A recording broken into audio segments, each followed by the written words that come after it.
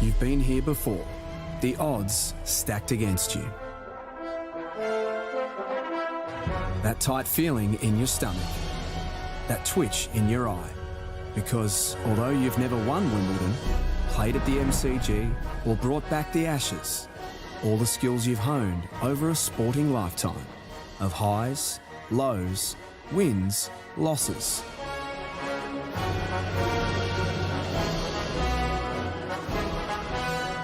Will make you a legend on the green.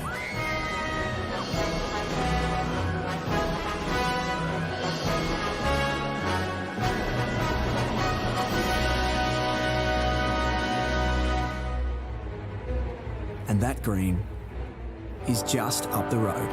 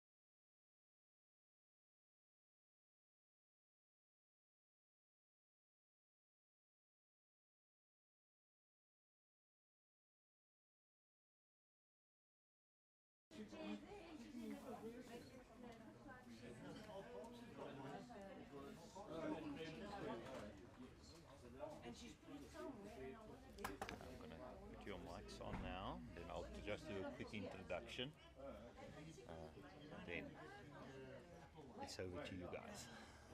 Okay. Mine working. I'm going to put it on live now. So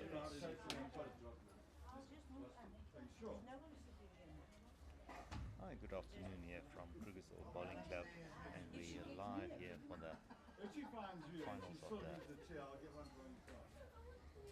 fours men's that we're covering this morning on the featured live stream ring, and we're joined in commentary by Andy Selby, who's been helping us out over the whole weekend, and he has a bit of a personal interest in this match as well, because his side is playing, so he has a bit of local knowledge of the players as well, so that will help. And then we're also joined in the commentary by Bobby Donnelly. Everybody knows who Bobby is, and we're fortunate to have him here. It's nice to have you here, Bobby. It's a pleasure being here this afternoon with you guys, Jock. I must say you guys have done a sterling job so far with the streaming, and there's some very tight games going on this afternoon. Should be some classics. Is new kid on the block, Aiden De Smit, is playing in the singles final against Niksha Bengurik, and at that stage Niksha Bengurik is leading 5 shots to 3. Then in the ladies singles final we have an all Linden pairing, that is Heather Pembroke and Esme Stein, looking for a cracker in that game. In the men's pairs final, got a sort of 2 new pairs on the block. First of all, we have Johan De Lange and Etienne Brits from Meyerton, and they are up against Graham Raper and Terry Stephen from Harlequin. So it's good to see new faces rising in a big tournament of this nature. We will be streaming the men's fours final. It should be a cracker. We have Bryanston Sports, represented by Victor Sapali, Prince Nelondo, Tabo Matabella, and Andreas Low. They're up against the local team from Krugersdorp, Robbie Pickett, Stitch Economy Makers, and Glenn Menard leading Les Barnes. I wouldn't put that question to you, Mr. Selby. I'm sure you have your favourite here in the men's sports final. Yeah, you're right, Bobby. I don't want to be unbiased, but I mean, at the bottom line is I'm a Krugersdorp man through and through, bowler through and through. So, yeah, go Krugersdorp, but I think it's going to be a great game. Yes, it's amazing whenever you look at these tournaments nowadays. Victor Sapali always seems to be there in the final. He's had a great season the last couple of years, and rightfully he's been selected for the South African team to play in the World Championships later on this year. No, you're right, Bobby. He's playing really well, and I watched him now in the semi-final, and I tell you what, they pulled off some great recovery shots, great saving shots. Now they really played a good semi-final. Yeah, no, not to be outdone, we've got the legend himself, the Prince of Wales, Mr. Prince Neolonda. He's quite a character on the green, and he always seems to be there or thereabout as well. And then we've got the youngster Letabo Matabela, only 20 years old. He's playing second for Victor and also doing extremely well. The lead is Andreas Low. He's one of the newer players at Bryanston, and it's good to see him doing so well in this tournament. Yeah, I think it's nice, Bobby, having the youngsters coming through as well, playing with the likes of Prince and the likes of Victor in front there. You know, it gives them a lot of experience from the back rank and it helps them through the experience. Yeah, sure. If you look at Letabo's delivery, a lot of the players around say that he's probably got one of the most beautiful deliveries in the game. And they just wonder why sometimes he just battles with his weight. Could be to maybe lack of practice, but he's got the most technically correct delivery that I've seen for a long time. Yeah, you're right. Stepping a bit of a big step, but I tell you what, it's so smooth when it comes out of his hand. Yes, sure. If you can tell us a little about the Krugersdorp side, we all know Robbie Pickett. Robbie Pickett has been a legend of this game, been around for a long time. But if you can just tell us a little about the other guys in the side there, Andy? Sure. Playing at third is Stitch Economy.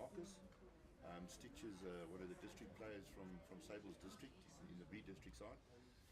But he's played Premier League over the last couple of seasons, and he's an up-and-coming bowler. Playing at second, Glenn Menard. Also, not a district as such, but into the club, club level all the time. And then Lee Barnes up front. He's very consistent player. He's also in the district side, playing at lead, and he's more of a specialised lead than anything else, which is good for the game, I think. Definitely so. If you can see at the head at the moment, there's a multicoloured bowl, which is Glenn Menard's bowl. He's holding one at the moment. Yeah, Stitch playing his backhand. I think he'll just try and draw into the head again. It's early days yet.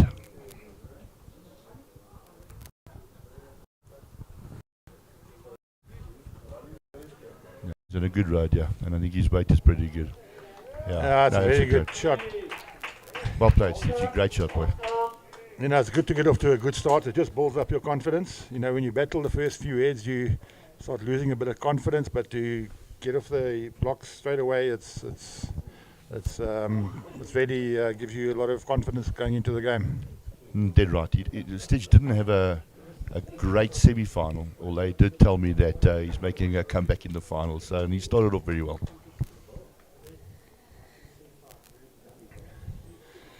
Well, Prince has managed to come in for second shot there, it looks like it, and he's given an option now for Victor to play onto his bowl, but Robbie's got to play first. He's going to try and turn one of his side bowls in.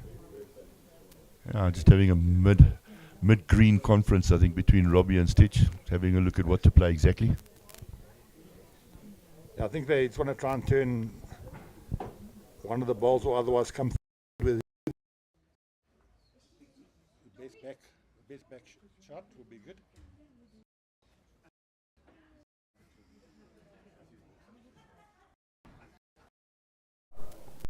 We will be updating you scores regularly.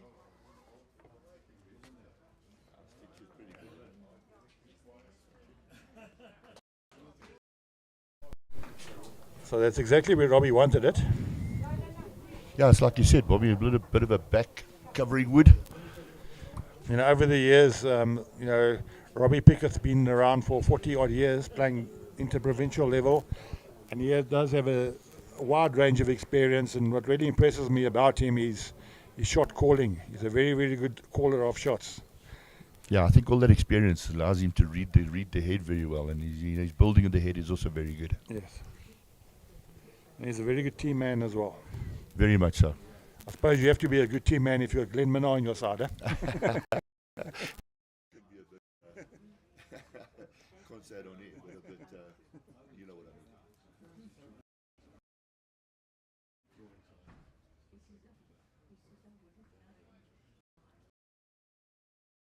To play in the backhand, it's a bit high. Yeah. He's been around this year. He's been to the multi-nations early on this year. He went to the African States. We achieved 2 golds and a silver medal. Yeah, that's an awesome achievement. Eh? He's been around a long time, Victor. Eh?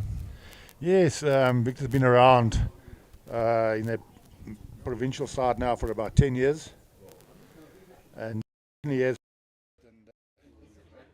He's the greenkeeper at Bryanston Sports, so he does spend most of his day on the green.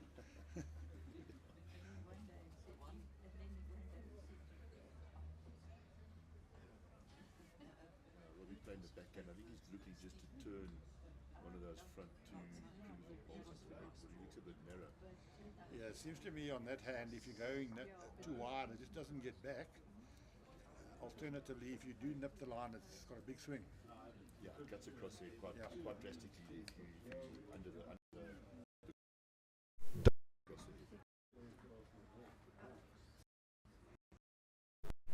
Looks like Victor's on the outside line again. He's playing with the Victor VS, which is a bowl that is a much straighter bowl than the other guys are using.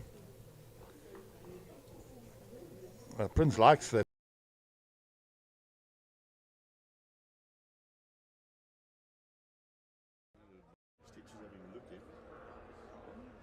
Victor, Stitch says there's one down at this stage.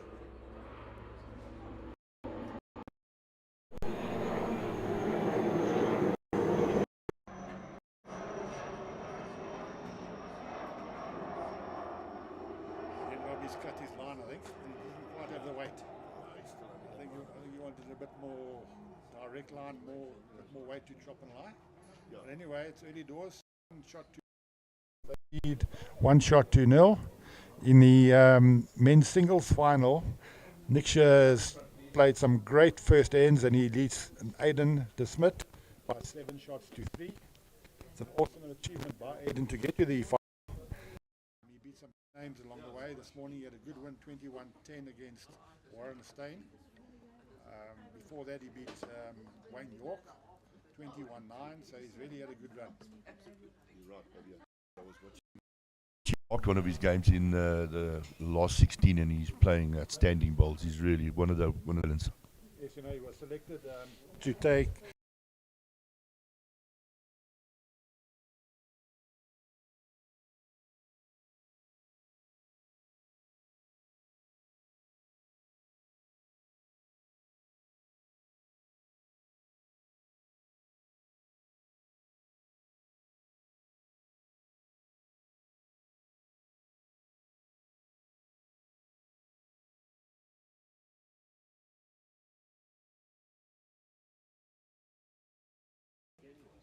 Went there, he's final.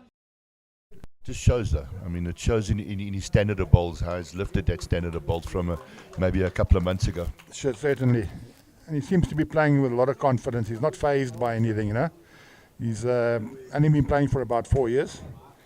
But we've very Start here by Low. Should I rather call him Andreas? Andreas is he's drawn a good one behind the jack, and a skipper will always be happy if if he plays a little bit of weight with his second bowl. It's always some type of security at the back rather than play short. Yeah, you've been around a long time, Bob. You know that woods behind the head are never lost. He looks pretty good. He looks in a decent road, and his weight looks pretty decent as well. Just going to slip through the It was a great effort. It was the right. Yeah, looking. He's on wood at jack level and Yes. maybe sit the Andreas's wood just behind the jack. Oh, you don't want to take any more weight off that on a quick green like this. The minute you do take weight off, you probably end up short. Yeah, trying to be too neat, eh? To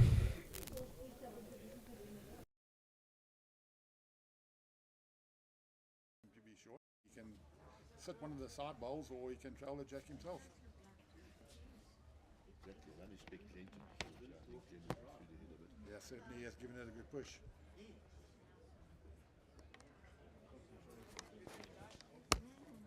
it's like you said earlier on, in the first end, you just get outside that line with a bit of weight. In the ladies singles final, we've got an all club affair, all Linden club affair between Esme Steyn and Heather Pembroke. After 7 ends, Esme Steyn leads 8 shots to 6. And next year's just drawn 3 absolute pearlers, probably about 6 inches around the jack, and he's just picked up a 3 to go 10-3 up against Aiden. So Aiden really has got his work cut out. It'll be he's been in a few finals this year, Aiden has, in JBA, but it'll be the first time in a singles event where he's really done that well. So this is a big challenge for him, but I know Aiden, he won't give up.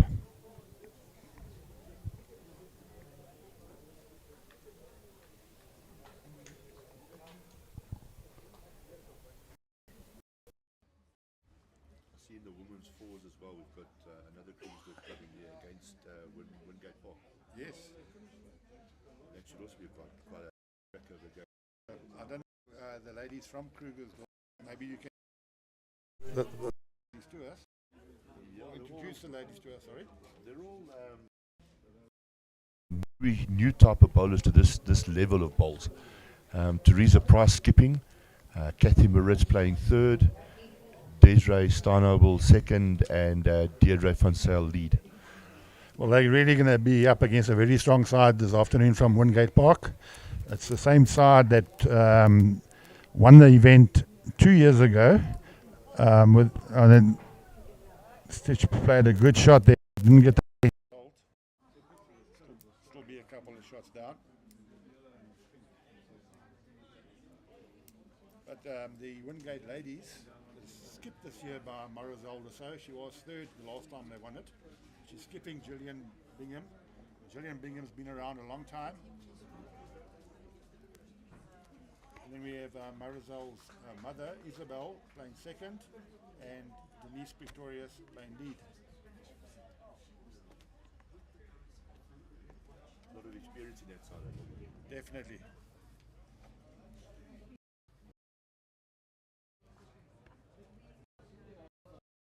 Trying hard, yeah. That was a great shot from Steve. Lovely to see all these people here this afternoon. Eh? Yeah, you know, this morning it was really cold, and I think it frightened a lot of people away. But as the day has gone on, players have filtered, spectators have filtered in. We've got a relatively large bank from all the clubs supporting.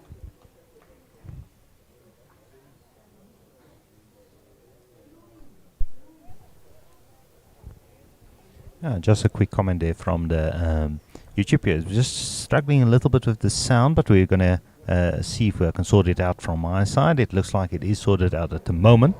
But yeah, it seems to be coming.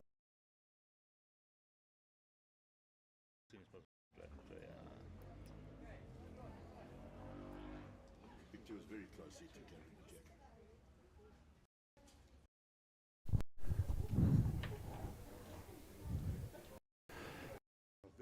Prince has got a very good forwards record, you know. They won the Nationals, not this year, last year at Edenvale. Also playing third. He's got a sort of a presence on the green, you know. He's not scared to stand back, and he's always talking and joking, and he actually owns the rink, you know, when he plays. This is what you should be, really. I mean, you know, you're playing at third, you've got his talent. You need to be involved. You need to encourage the younger players. Certainly. You know, If you look at him now, there we go. yeah, Victor touched the jack. Victor touched the jack and it could be shot. I think it's Lee's ball in front. Yeah, the jack's just scarred off to the side. Yeah. A bit unfortunate that from Victor.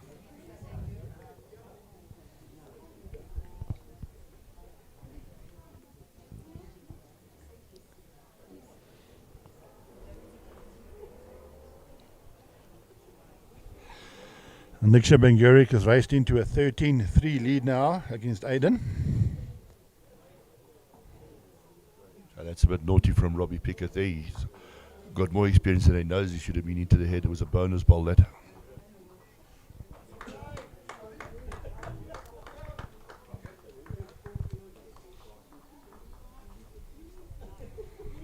Esme Stein now leads Heather Pembroke by 10 shots to 6 after 8 ends.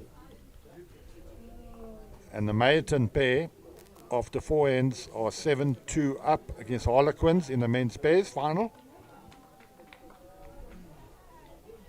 I don't know if you watched any of the live streaming this morning. We were doing the men's pairs, and I tell you what, Graham Raper had a fantastic game. Yeah, they were up against a very strong pairing in Francois Kuhn and Andre Brink. They were. Francois Kuhn has just been selected to go to Cyprus now at the end of the year with the veteran side. And I spoke to him earlier and he's really looking excited to that trip.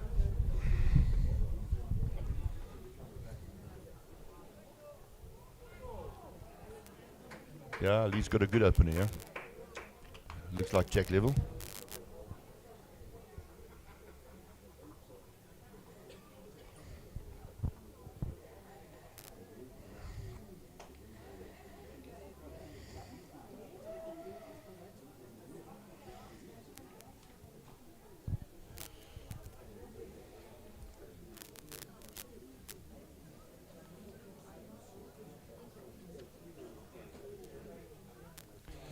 Yeah, Aiden has just seemed to have lost his way this afternoon.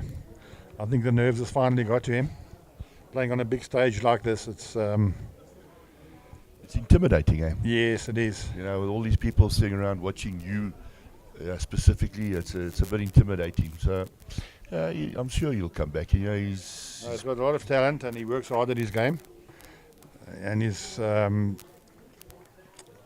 very confident in himself as a young person. You know, he's not afraid who he plays against. He'll take anybody on. I think the problem is from the first head he's been using the running shot maybe too frequently, and that does tend to interfere with your weight. Yeah, not always the best thing in a singles game. Yeah.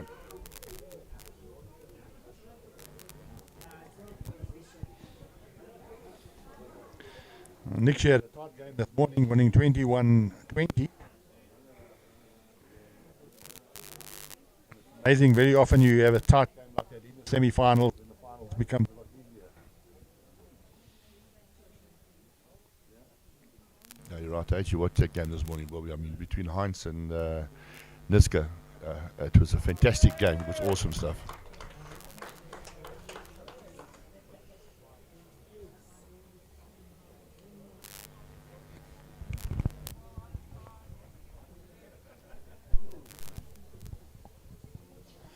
Hopefully the sound is a little bit better now. Jock, our Mr. MacGyver next door to us here, he's he's got all the spanners and everything out. So hopefully everything's corrected now. Thank you, Jock. And thank you, Jock, for all the hard work that you do for Bowl South Africa.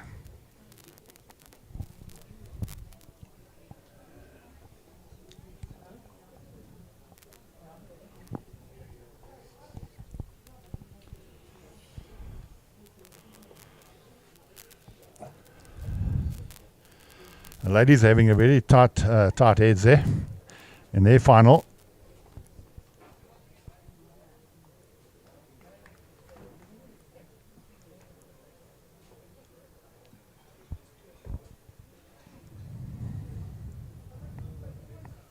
A little bit of a loose head, this one, Andy. Yeah, I'm trying to figure out why. I'm not really sure. I don't think the length has changed that much. Maybe the green, like you said, you know, just get outside this line on the backhand for a right-hander going away from the clubhouse, and it seems like it's hanging a bit outside there. I think also the last 2 meters, it actually runs on a bit. And when you get past the jack, so the players are literally scared to get to the jack because they're scared it's going to run on towards the ditch. Yeah, you're 100% right. Yeah, you're being a bit too tentative, trying to be a bit too neat, maybe. Yes.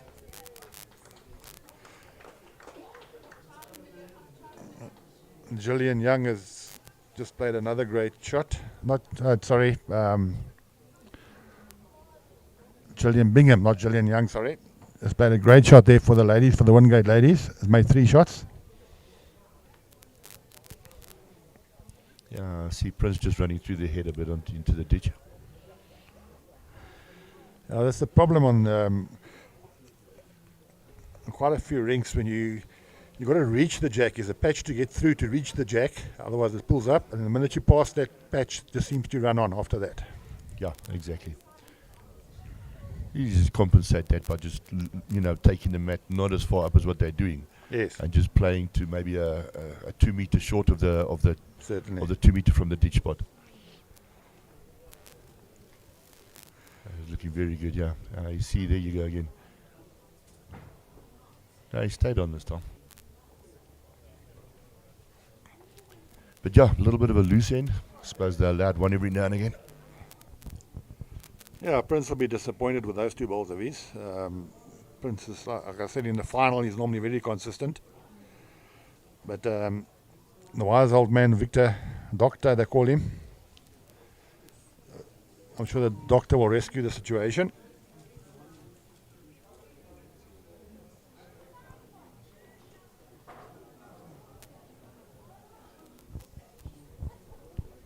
Yeah, Robbie playing his backhand again. It looks like he's a bit under that line again. Or he might get a bit luckier, get an inside edge. Oh, he got another shot out of it, and it's a very difficult shot for Victor. Asking him to draw there, but a draw on this length is not easy. Yeah, he did right. He needs to play with that little bit of extra weight. Play with a bit of feeling into the head. And the problem is on the backhand, is all the balls are against him, so he doesn't want to turn another one in.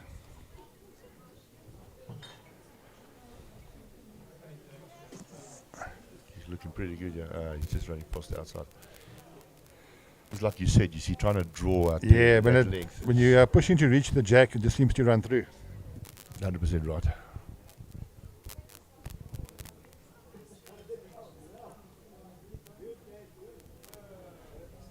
Robbie's got everything to play for. It's all his balls coming in on the...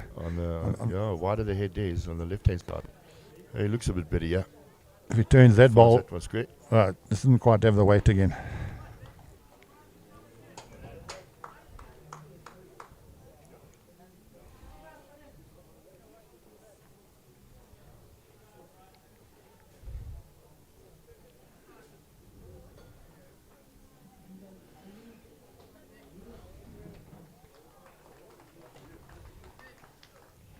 He's coming back well there. Just not enough, I don't think.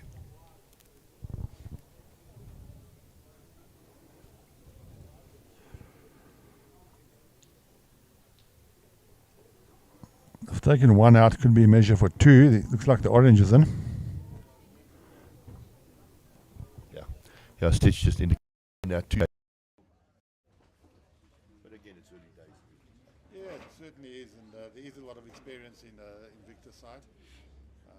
Thabo, even though he's only 20 years old, he's been playing bowls for a very long time. He started when he was about 6 years old at Randburg Bowling Club. His dad is the greenkeeper at Bryanston, at Randburg, and there around the greens. He's now joined Bryanston, doing very well for himself. He's studying software design.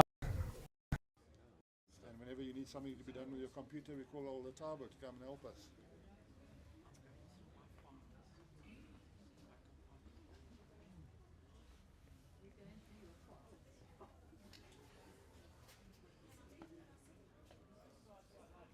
Looks pretty good again. And then the late Donny.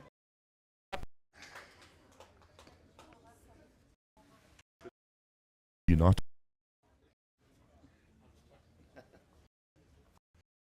Glenn Minnar is actually playing at school together, so it's good to support your childhood friend. Yeah, no, they were at school at Randfontein High together. Yes, and I got up to mischief there, I believe. The two of them. Exactly, the two of them, and there was an added third, a guy called Peter. The naughty trio. Yeah, now Kuni. Kuni's very big into his rugby, isn't he? Yeah, he was a very good rugby player in his day. Two good weeks from. Certainly has set the standard for this game. He's drawing his balls very close. Andreas, he has been around a couple of years, but like I say, he's relatively new to the big time. And I think he's also just feeding the nerves a little bit. He might be, but I'm sure between Victor and Prince, I'll have a word with him and settle him down a bit, and sure he'll start coming right in the next couple of ends. And he needs the Tabu to talk to him a little bit as well. You know, the Tabu is very quiet on the green. We've got Glenn with his fancy bowls. Can't miss him.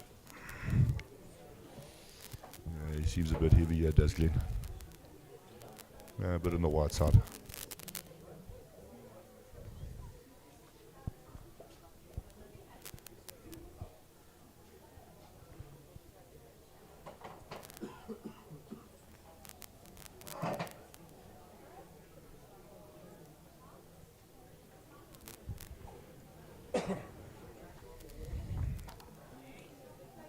Cool.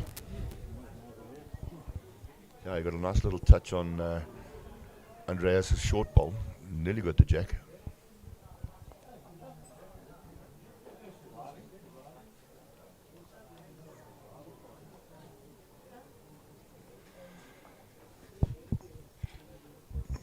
Glenn certainly wouldn't be happy with those two bowls. He was wide and heavy with the first, and even wider and heavier with the second.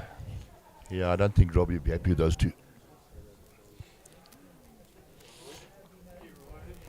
Hopefully that the Tabu is not short again.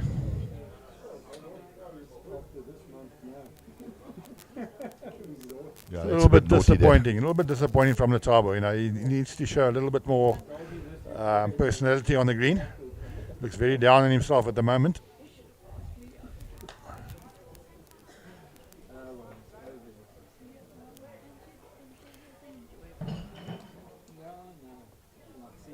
I watched this side the other day, Bobby. This Victor and Prince and the two in front.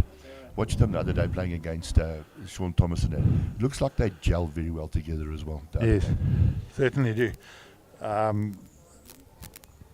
It's very frustrating playing against them because they're very unorthodox as well, you know.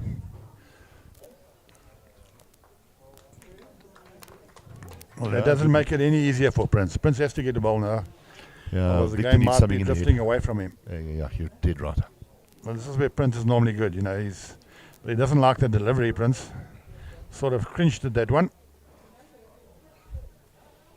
Yeah. Oh, you're well short. About 2 meters short. Wouldn't be happy with that one, but he seemed to get a flick on that delivery.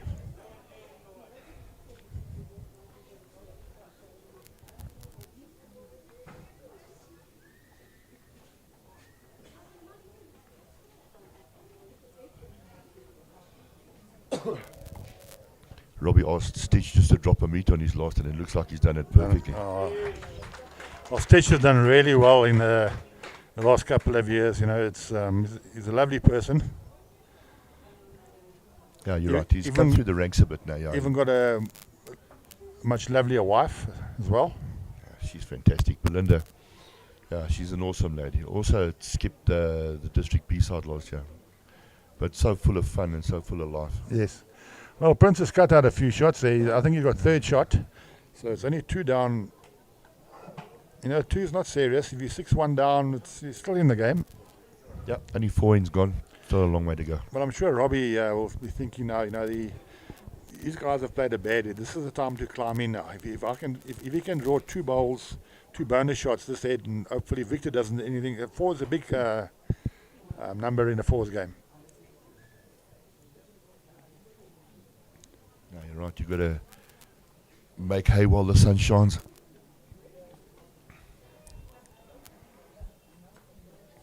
Robbie's on a good line here. Looks like he's going to pull up a bit short. Yeah, falling into the same trap, I think. Yeah, unfortunately.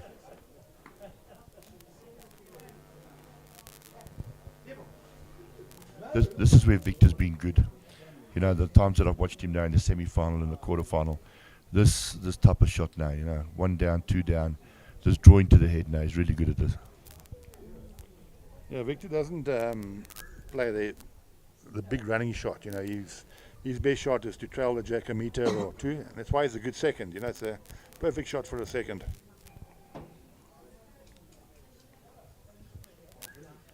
Yeah, Stitch asking Robbie to change his hand now, looking to sit Prince's wood. Yeah, if he sits Prince's bowl, he can make 5 out of it.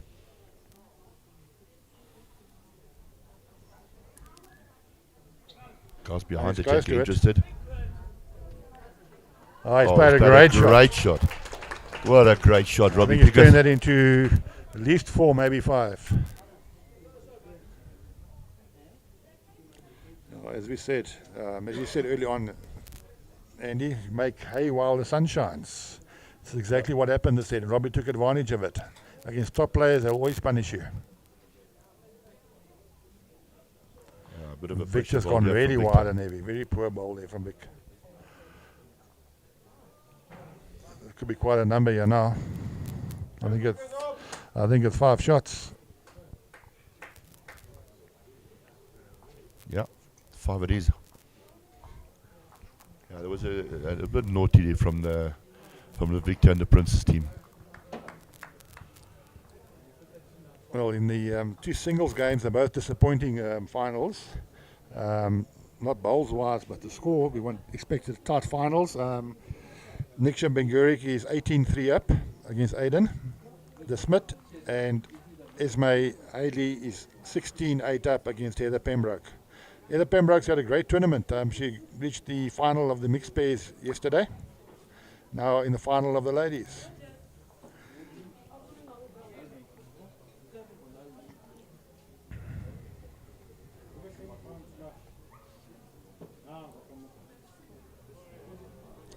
And nothing is going Aiden's way. Aiden, I think, was holding the shot. Now he's just touched the jack and now straight between Niksha's 2 bowls. So Niksha has a bowl now to draw for 3, and that would be game with 1 bowl left.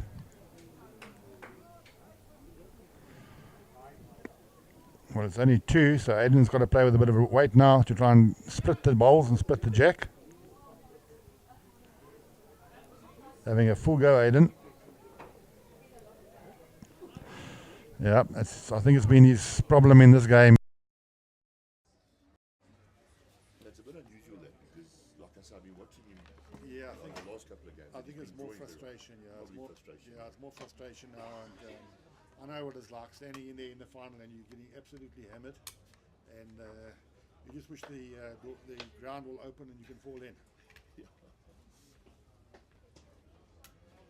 Yeah, right, but I tell you what, he's done so well. No, it's no shame at all. Not at all. There's no disgrace. He's done exceptionally well for a youngster, and it's good to see. You know, if there's any advice we can tell the players out there: hard work, proper preparation, and you will get results. It's practice with a purpose. Exactly.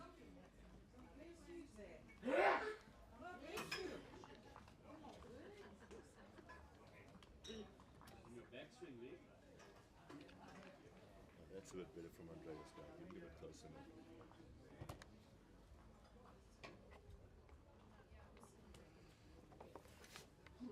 Yeah, Lee's certainly out bowling young Andreas at the moment.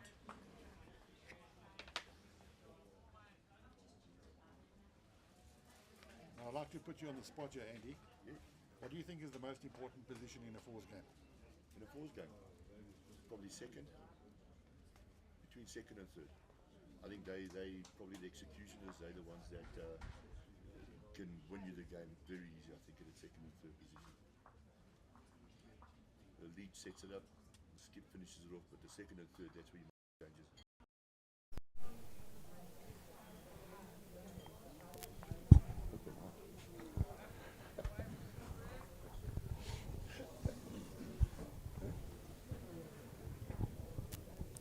Okay, Bobby, you put me on the spot. Now, what do you think? Go on, from your experience, what do you think now, my friend? Well, I know a lot of people disagree with me, but in my opinion, the lead is the most important player. It just builds up confidence within the side. If your lead's getting them close every head, the second plays with confidence, the third plays with confidence. When you're 2 down every head, which is happening basically in this game, it puts the rest of the side under pressure. It's easy to draw more shots when you are holding shots up front. A lot of people will say second is also equally as important, but it's difficult for the second to get out of trouble every head. Yep, no, you did right. But having said that, every position is important. Every job, Skip's job is to play a few big shots in the game. Save a 6 here, save a 5 there, make a 6, make a 5. And he has to play 4 or 5 really telling shots in a game. You did right. Whereas a lead has got to be consistent all the time. Exactly. And it's actually showing now in the game that we're watching at the moment. Lee and Glenn at the moment are out bowling Andreas and Letabo, yeah. And so, it makes it easier for the third. He can just draw into the head. He's holding shots. There's no pressure on him. When you are shot down, you don't want to be short. You're a bit under pressure. I think Prince should use his experience now and just maybe slow the game down a little bit and let things start falling into place. There's no need to panic at the moment. They are 9-1 down, but they are playing 21 ends.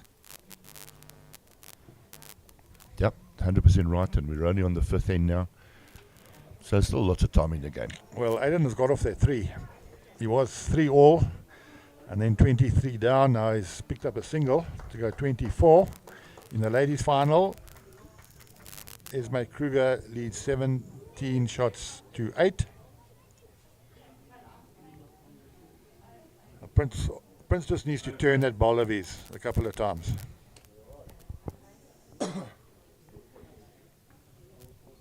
He's tracking well, yeah, Princess. Just nudged the jack instead of picking it up square. I think that's a typical point that I've just raised there, Andy. When you are under pressure and you're trying to play those shots, it's amazing how you miss. When you are lying the shots and you play those shots, they normally seem to turn out correct. But when you're fighting it and you're up against it, those shots just don't seem to work for you. No, you're 100% right. It's amazing, like this game. Once you're up against it, the luck seems to turn in against you as you're going along, and you. That's what I always say. You always make your own luck, So exactly. If you've got bowls in there, the luck will go your way.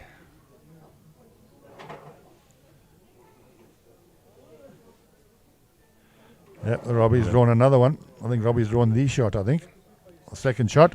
It's as you were saying now, Bobby. All he's got to do is just draw into the head. Yes. Between Prince and Victor, they've got to now make things happen.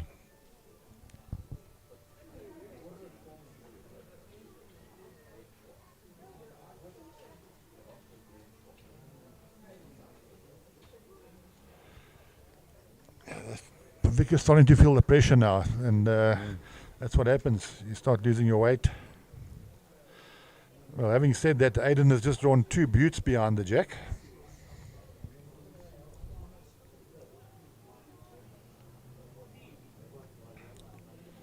All on Robbie's weight, yeah?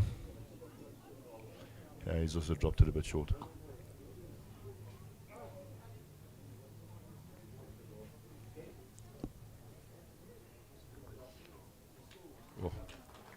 Seen Niska just played a great shot out there.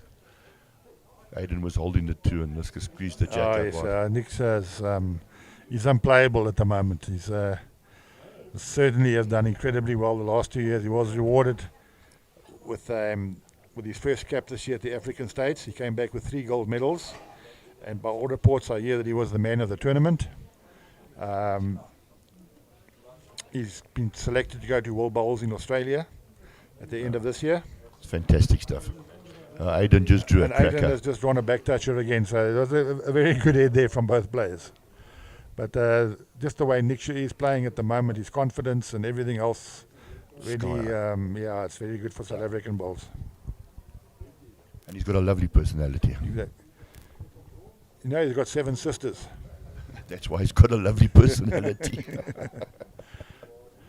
His father Mio, I used to play against his father Mio many years.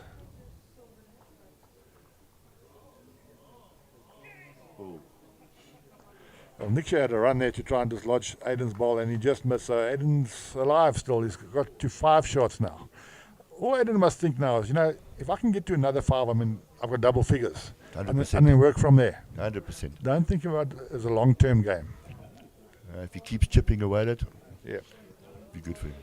Sometimes to get off that 20 is very difficult. And again, Yeah. we've seen this before. Well, Les getting his balls close. Yeah, Lee's playing outstanding bowls at the moment. It's just Andreas just needs to keep getting close, that's all. Don't try and chase it. Just get as close as you can. Yeah, it's a case of building up the head, you know. It's a good start. Yeah, it's a very good opener. Yeah, to be within that meter of this type of green is not bad. And I'm sure Victor and Prince will be happy with the bowls with inside a meter behind the jack, compared to being like 1.5 meters, 2 meters short than what he was earlier on. Sure.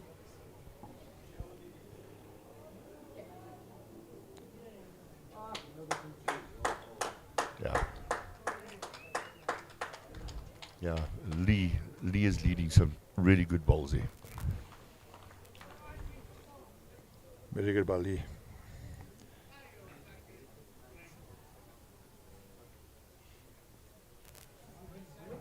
It's very close here.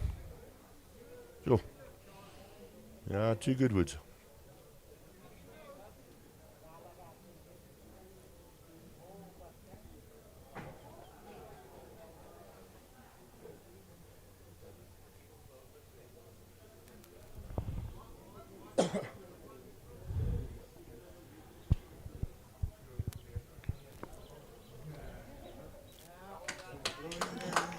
Very well bowled by Glenn. He just left a bit of a target there, that's all. But it's a good wood. I think Latar will just try and sit on those 2 woods there. Yeah, Latar needs to get in the game. He has made no impression at all so far. And he's one of the, even though he's only 20 years old, he's one of the sort of more experienced players in the side. And they basically need him to start, he's having a full go. Bit of frustration coming out. Well, he's got 1 away. Yeah. You know, when you're down, that's what happens. You only get 1. If you're close in the game, you might get all 3.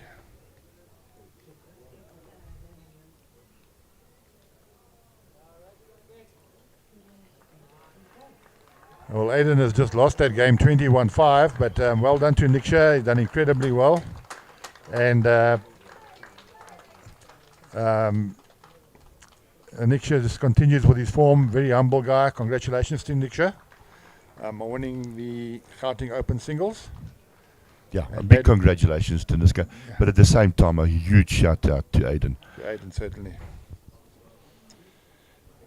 Looks like Aiden's very disappointed in himself, but that's the way you should be. You know, you shouldn't be happy to be just being in the final. He certainly wanted to win this game, but you'll learn from the experience. 100%, and it shows he's got the competitive spirit. You know, you're not happy with getting into a final. It shows that you want to be competitive. Certainly. So it shows good for the future.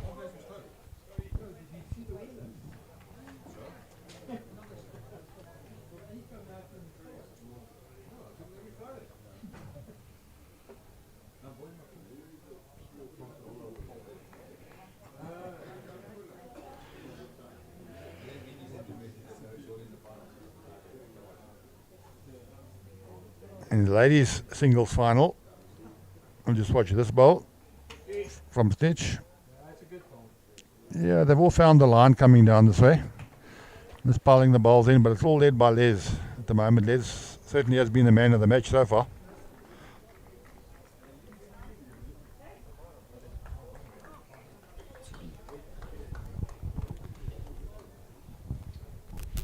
Yeah, that's a good second shot by Prince.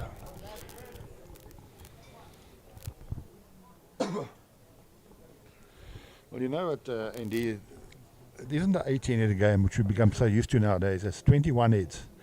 And very often in a final, you see the game swing when the greens start getting a little bit heavier. Yeah, and I suppose as the afternoon gets on, the green gets a bit heavier. Yes, and you know, they only played 5 ends, so still a long way to go. Yeah, and the game can change so quickly. You know, you pick up 1 or 2 shots on one end, and that gives you the momentum, like we discussed Certainly earlier on. does, yeah. And then you start getting back in the game, and the confidence starts building. And before you know it, you've turned winning one end into winning 6 ends. Oh, that's more like Prince. Yeah, that's a Drawn lot 2 more good bowls into the head. Yeah. Now it's actually the other way around, because now the Robbie's only got the 1 wood in the head, whereas now Prince has got 2 second shots. Well, the ladies' singles final is finished. Congratulations to Esme Haley again. She's won numerous titles over the years and still going strong. 21 shots to 8 against her club mate Heather Pembroke. Congratulations to both ladies there. Yep, well done to both of them, and well done to Linden Bowling Club for getting 2 ladies in the final.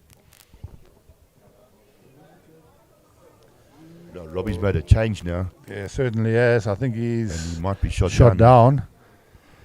Definitely one down, and I don't want to push any buttons here, but very often I've seen this movie before, Andy. You play 1 shot, you're in control of the game, you will play 1 shot and something goes sour and that changes the whole game. It's like I said, no, you know, the momentum can change, and confidence starts building. Victor seems to be playing this backhand very, very heavy. The last end as well. He's not happy with himself. Yeah, Robbie's put the pressure on himself now, you know, holding 1 shot just slightly behind the jack, making that change now. Now he's got to make a change again now. It's quite difficult because it's Prince's bowl on the outside coming in, so you'll have to find his orange bowl, middle orange bowl, and trying to turn it a couple of times. And see, his wood is slightly just narrow as well, so he'd rather be a bit narrow than be a bit wide. You know, anything narrow, you Certainly. you can find your own woods, your 2 orange ones, or his first wood.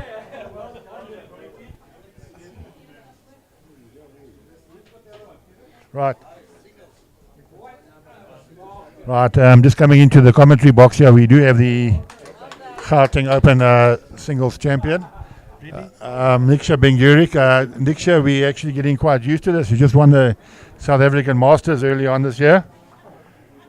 And we just watched that shot from Robbie. Just didn't go his way. As we said, this might be a momentum swing, Andy.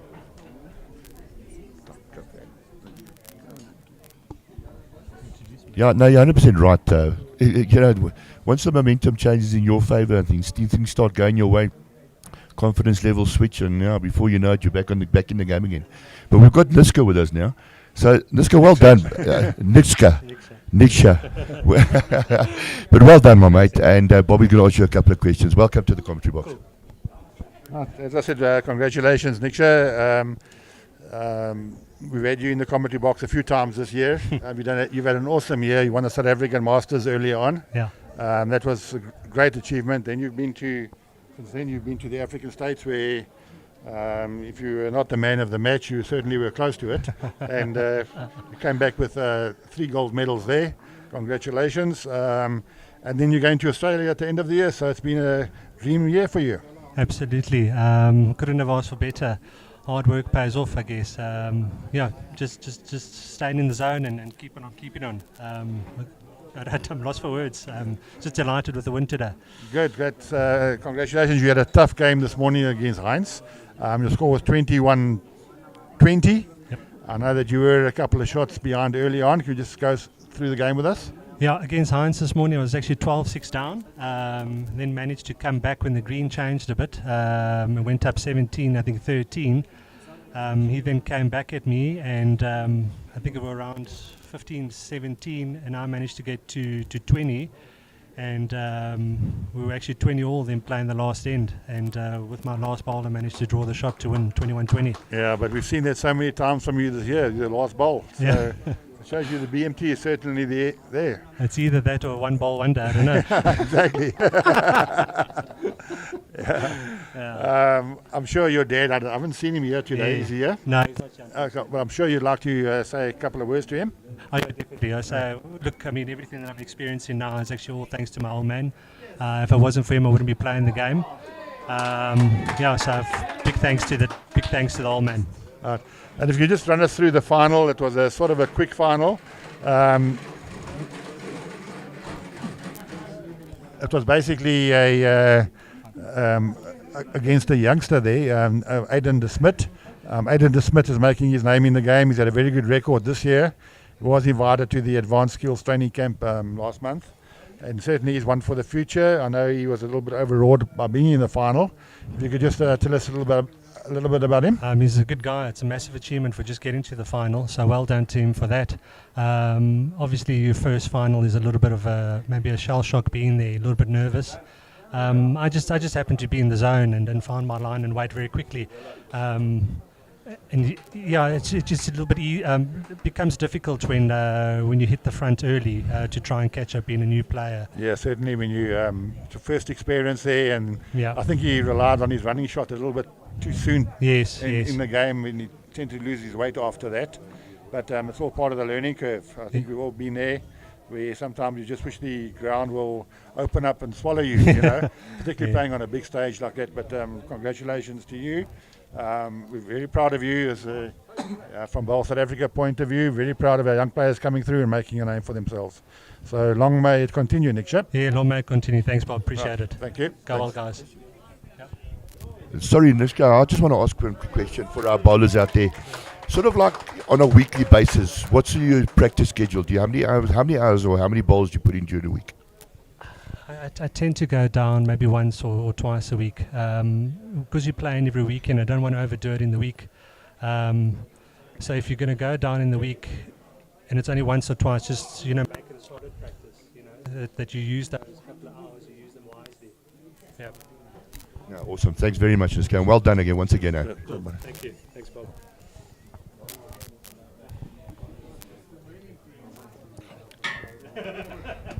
Right, it looks Back like to our main game there, and there we see the orange bowls around the jack again. So again, the front rankers holding the shots.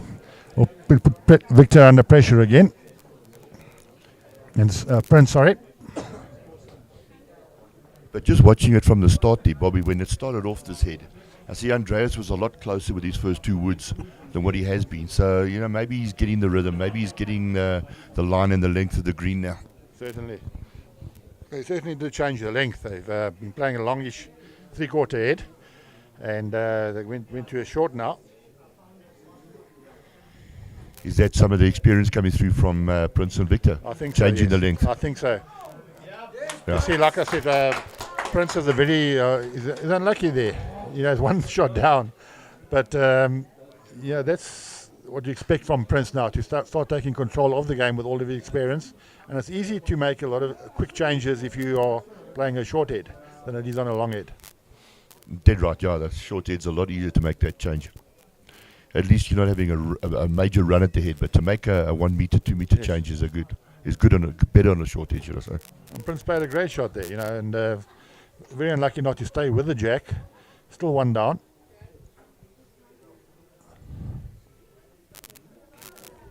You see Victor's asking him just to sit that I think it's Glenn's ball that's back there. It's good. It's just Victor's just taking his time, slowing the game down a bit. Like you said earlier on, that's the experience coming through. No, he's not far away. Very close again. He's very close. That's two great balls there from Prince. Yeah, I expect Prince now to start showing. Prince is he's a very chilled guy on the green, and he doesn't really get excited or too down. He stays the same, but he's got a lot of experience. He's won Commonwealth Games gold medals. He's been in the final of the South African Masters. He's done really well. So he's basically been there, done that. Certainly. Yeah, Stitch has got a bit of a pressure ball now. He needs to get something closer. Well, I think he's on the wide line, isn't he?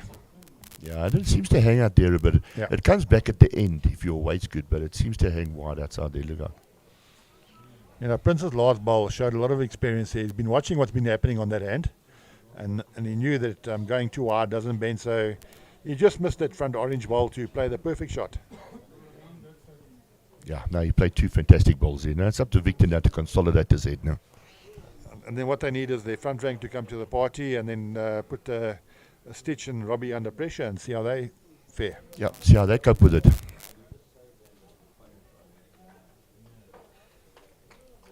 Now Victor's changed, he's playing the forehand now.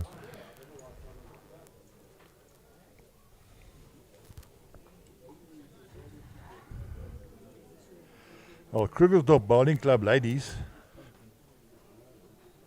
Oh, that's a great shot there from That's Victor. a great shot, Victor. That's Well where played. Victor's really good. You know, when he's lying the shot to draw extra bowls into the head, he's very good. Very good at that. Well, let's see now, because Robbie's the first end that Robbie's been a couple of down at. Yeah, I think it's only the one at this stage.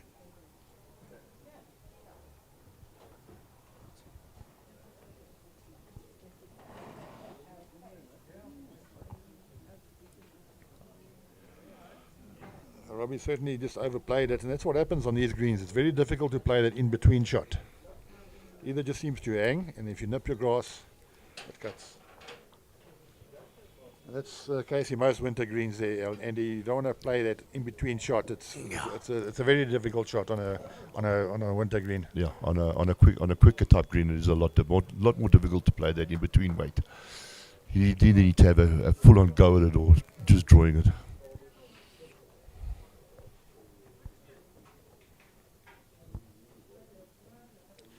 Victor can draw a bonus here, 1 and a 2 back to back.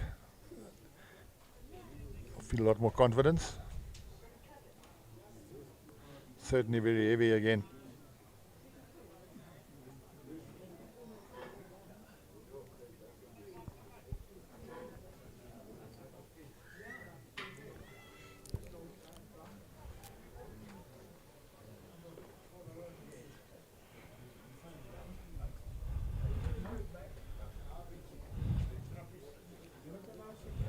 Bit on the wide side, but I think his weight was pretty decent. Yeah, is that momentum maybe shifting at the moment now? Now going back to now playing Victor and Prince's length instead of the Krugersdorp length. Yeah, like I said last end there, we saw what Prince can do when he is shot down. So I think they'll keep it at the short, even though Lee and Glenn were in the head last head. This is where Jack throwing or bowling the Jack becomes very important. It's so very important, and I don't think he's thrown it over this time. No, he's short. Short, yeah. But the mistake that is a positive now. Instead of getting down, they must say, right, we're in the game, clawing our way back into the game. Let's. Now this is strange. Now Krugersdorp have brought the mat up quite a bit. Now, I don't know why they would do that when they were scoring on the longish heads. Yeah, exactly. I don't know why they would bring the mat up. When things are working well for you, sometimes you're trying to be too clever as a skip. And I've thrown it on that 2 meter mark, which means that there is a run-off at the end.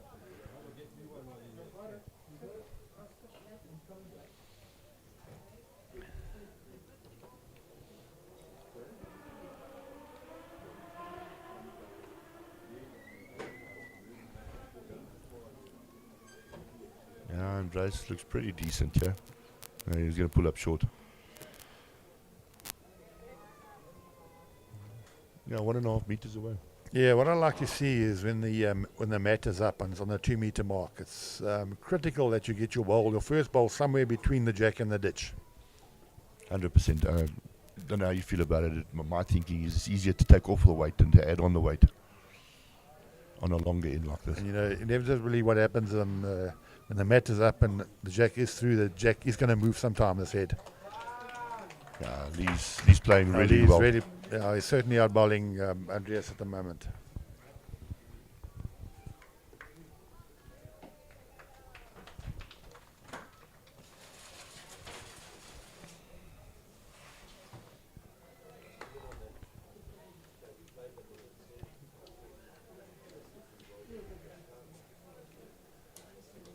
Very good effort there.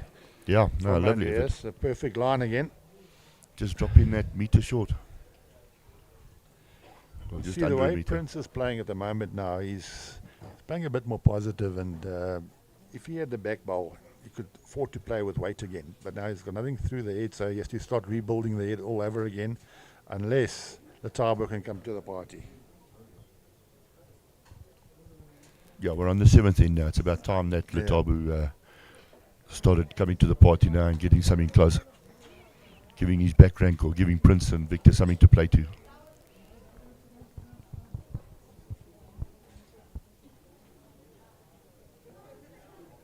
I'm just watching his delivery there, Bobby. You're 100% right. It's a lovely, smooth delivery.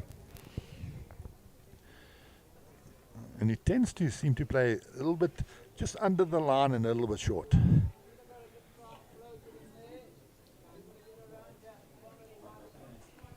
And the players must also start getting prepared now for the green to start getting a bit heavier as the afternoon, as the sun starts to set.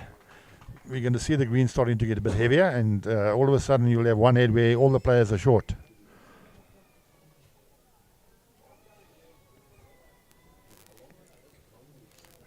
Glenn hasn't played a good wood here now. Robbie's asking him to be a bit through the head and he's dropping it short.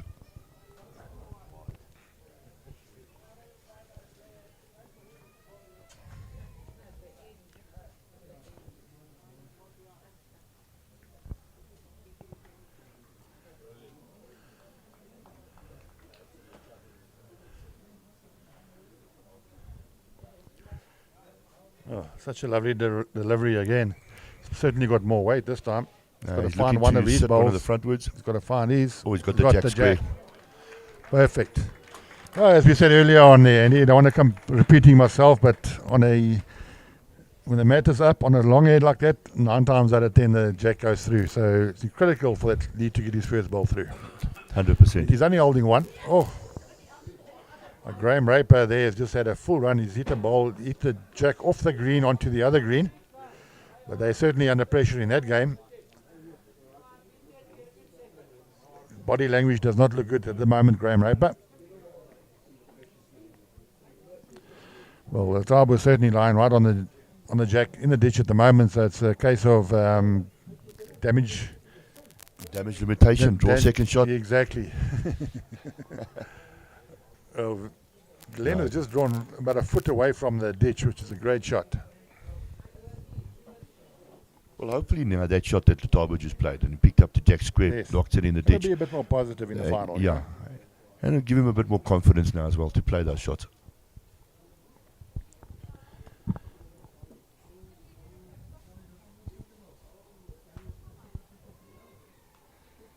We'll update you on the other 2 games after this end.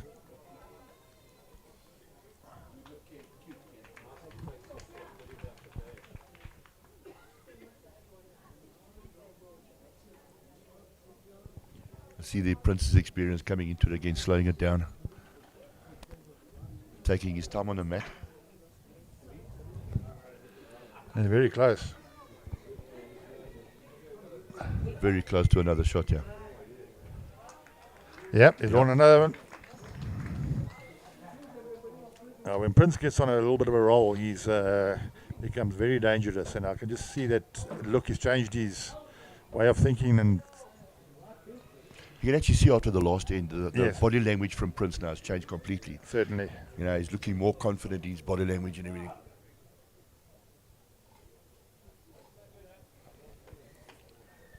Still not second shot. I think they're still holding 2. And all of a sudden, the delivery has been sorted out as well from Prince. He's not Looks getting, like it. he's not getting that flick anymore. He's on another good road, yeah. He slips the front Yeah, ball. just Is get good. around the outside. Yeah, there's 2 good balls from Prince. Holding 3 now. Yeah. 2 good woods from Prince.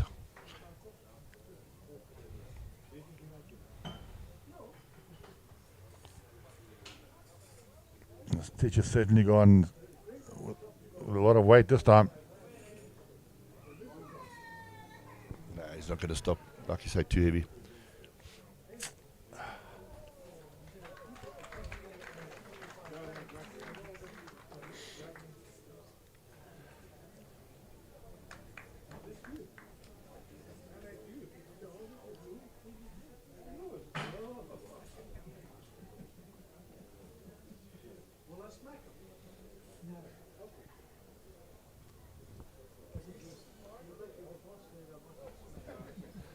I think this is where Victor's good, when he can just draw bonuses. And you'll know he hasn't had his best game so far, so would like to make a contribution.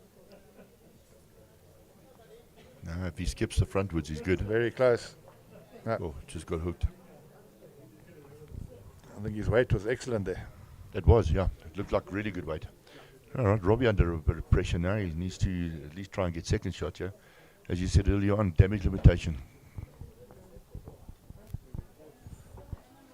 Well, Robbie's got certainly a lot of weight. He's not going This to is the sit. first time that they've actually been under pressure. And they haven't really done anything, the back rank. So if Victor draws now, they can get a 4. Then the whole game changes then again, doesn't it? Yep.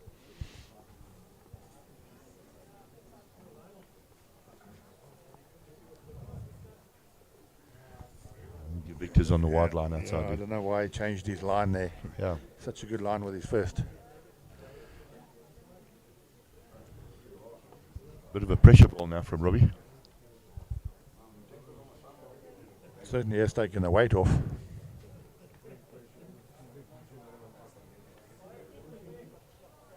So he's very close here. He's very close here. Well, it was great weight that he had. If he just slipped that bowl, he would have been close to second. I don't know how many it is.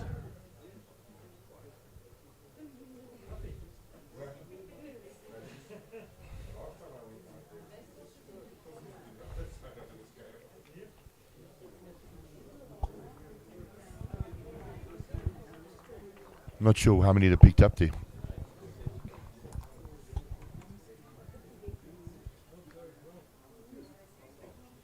There was 3 shots there by to Bryanston Sports. The score is now 12-6.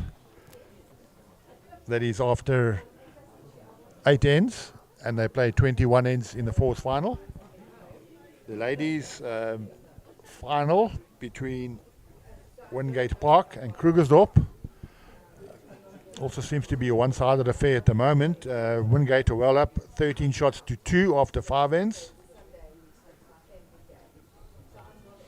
And in the men's pairs final, Mayerton are 17-6 up on Harlequins after 10 ends.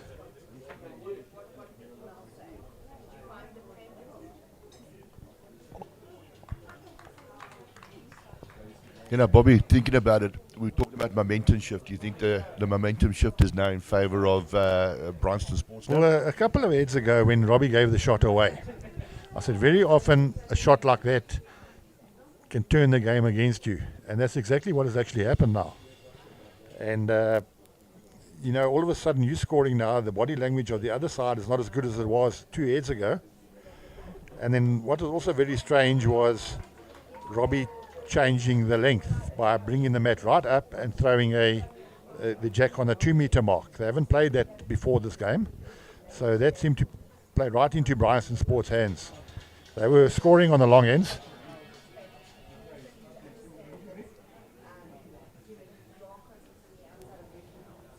No, you're 100% right. I actually also baffled to understand why Robbie brought the mat up and stuck it on the 2 after doing so well on the 3/4 to full length ends. Now, sometimes when you're up as a skip, you can try to be too clever, you know. Very often it works against you. Bryanston had just lost the jack on that head, and it fell right into Bryanston Sports' hands. And all of a sudden,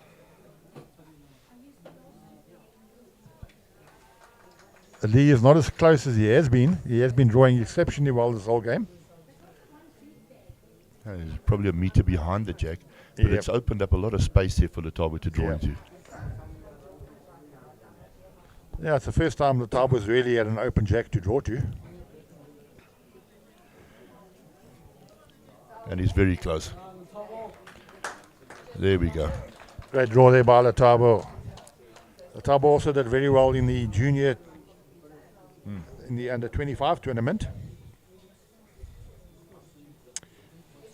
reaching the final.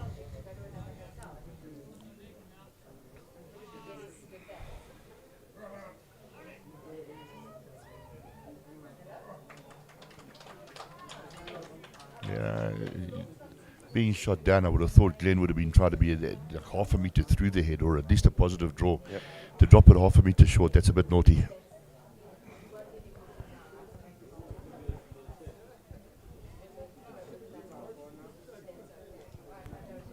Yeah, he looks like he's on a good run again. Yeah, two good woods, yeah. Two good woods. Well done, Letabo. Letabo is like a sort of a confidence player. You know, when he starts playing well, he's very difficult to beat. But when he's down, he's not playing well, he seems to get irritated with himself. And I think that confidence comes from the last end. The last end when he boxed the jack. Certainly. And he enjoys playing that shot, you know, so... Yeah. Glenn's also dropping it a bit short. And I wonder if we're just not seeing the green starting to... getting a little bit heavier now. Getting a bit sticky now, yeah. Yes.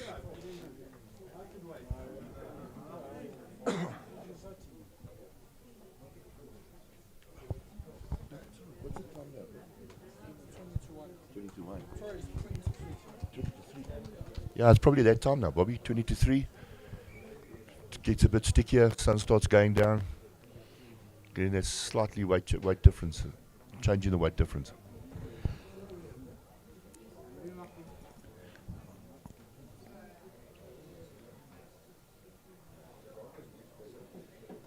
Yeah, it's another one. Prince has played well the last 3 or 4 heads.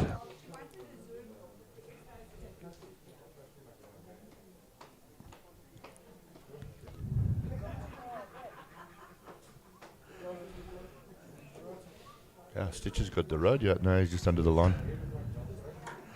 It's very often a case of been there, done it, and Prince has been in this situation so many times already in the past 5, 6, 7 years. He won the national fours last year. So he's been in this situation. The opposition, apart from Robbie, I don't know how many finals they would have been in. Yeah, not very many actually. You know, like I said, they've been district players or district B players, but being in like finals like this, probably only Robbie is the one that's been in finals like this at the moment.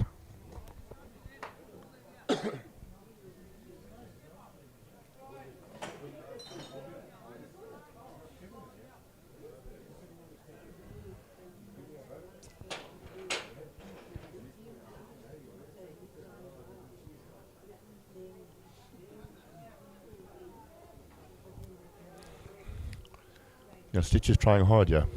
If he sits that second shot, oh. Well, he didn't get it full, so he's still 2 down, I think. Yeah, he's just a bit unlucky. He's talking like inches there, you know. If he would have got it full, he would have sat it for second shot or the shot. But you just sense now things are working in Bryanston's favour.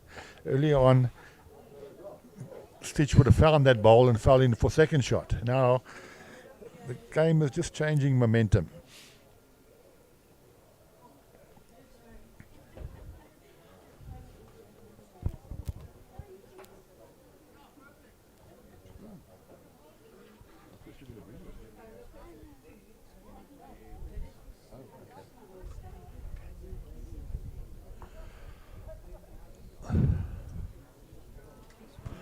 Well done, Victor. That's another one.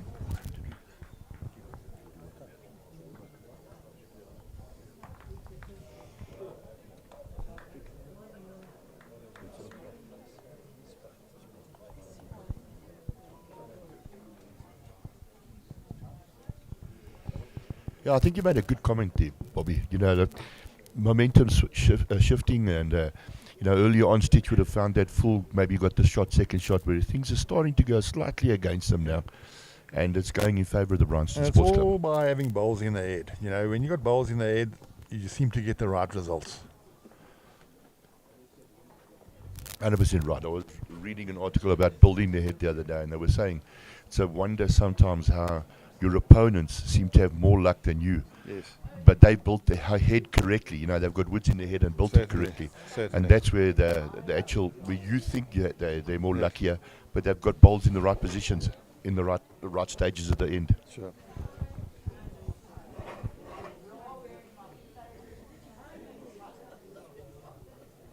That wasn't a great wood from Robbie there, I must be honest. Yeah, it's sort of a tentative shot, eh? Yeah, very much so.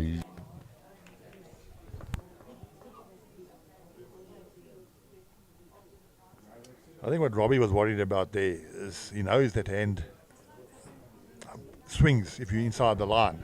So he sort of tried to play the outside line and hopefully he's going to get a bend. And that took his weight off. It might be the better option to come inside and try and find Glenn's frontwood. Yes. Yeah.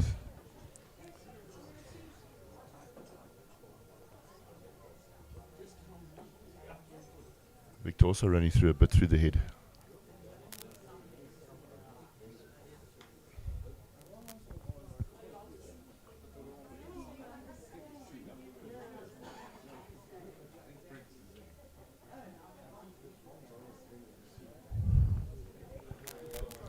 I think they've just indicated there, Bobby, that they're 3 down.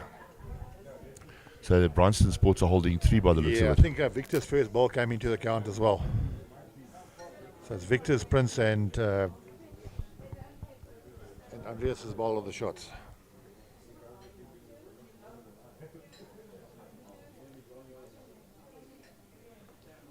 If they could get back-to-back threes, it'll be awesome. And Robbie's, I think he's made that mistake again by going narrow, hasn't he? No, he's trying hard, yeah. If he clears that frontwood, he's very close. Really, really close, Robbie. Oh, A great shot what there a by great Robbie. shot. You can hear the hometown crowd. Yeah, certainly is. Huge support here from Krugersdorp. That was a great shot from Robbie. That was an important shot. You know, if Very much. Bryanston had picked up a 3 there, would have changed the whole dynamics of the game. Very much so. And coming back to bringing the mat up again. The last time they did this, they dropped 3 shots. Yes. I don't think it would be a wise thing to do it again. Or Well, hopefully Andreas has learned from it, the last hit. Andreas must realize that he's got to get his ball somewhere between the jack and the ditch with his first ball.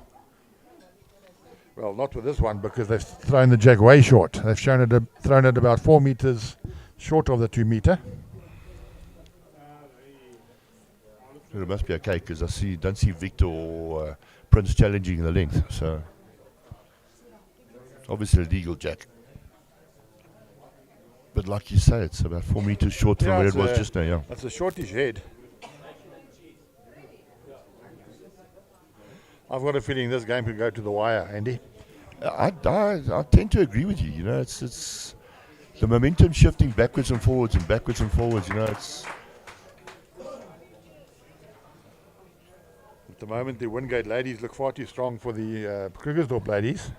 yeah. I Scores think that's where 13-2 I think after that's 5 where ends. that's Yeah, where the experience is coming. exactly. You know, like I said earlier on, you know, all those ladies down there, they're from Krugersdorp, have never been in a position like this Sure. before. That's a great achievement for the year to be there in the final on their home green. It is. It's, you know, if I look at the players that are out there, 3 of them are just out of. 3 of them are just out of the novices. You know, they've been playing. 3 of them have only been playing for like 3-4 years, so they're just out of the novice set. So they did a fantastic job of getting there. We're really proud of them. There's nothing nicer than playing a final on your home greens. You've got the crowd behind you. You know the greens. But the ladies from Wingate Park are playing exceptionally well.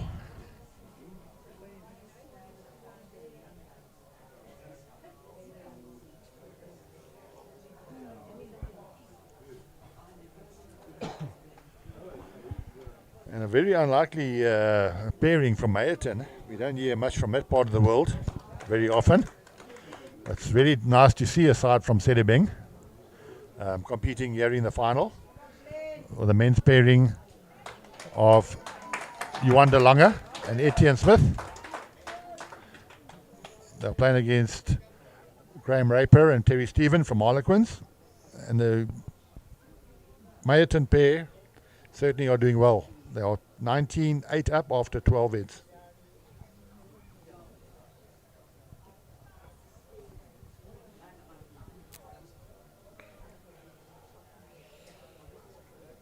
Letaba being very narrow there.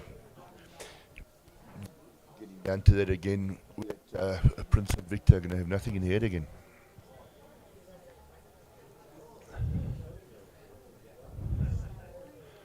Now Glenn's put on a lot of weight on from his first wood.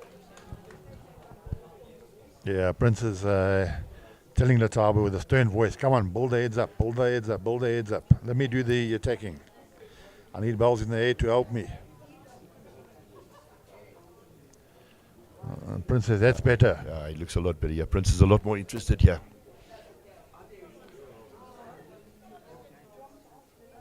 That's better. Good. Well bowled. A good talking there from the old man to the son.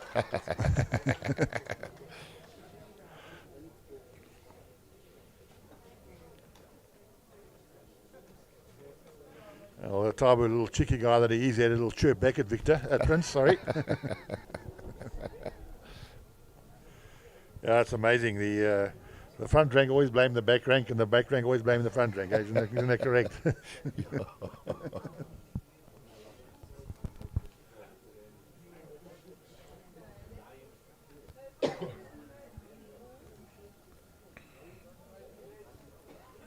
Yeah, Stitch is pretty close here. Oh, Well, he was very unlucky. He got the shot out of it, but if he had slipped that ball and trailed the jack, it would have been lights out. Yeah. Still giving Prince a good shot to play now. Fortunately, Prince has got the back bowls this time. And Prince plays that little attacking shot very well. Always in the area. It's like we keep on saying, you got the backwards, you can play those attacking shots. It's close here. Oh, he got it again. That was in the area, so really well done by Prince. Prince is certainly he's not here for the afternoon roll. He's after here. He's after the cash. Yeah, what's the medal? What's the gold medal?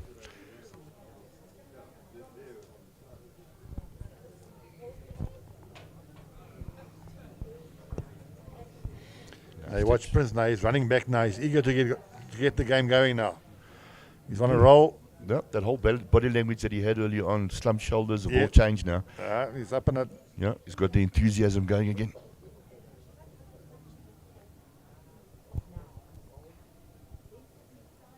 Yep, here he comes again after his bowl.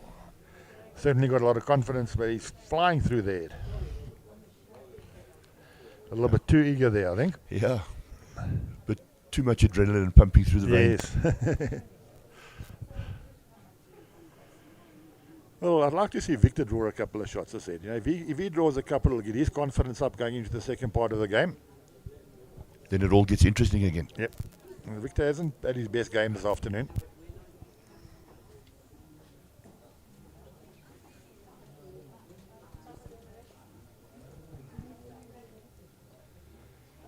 Mayerton have scored again, so Mayerton are 21-8 up against Harlequins.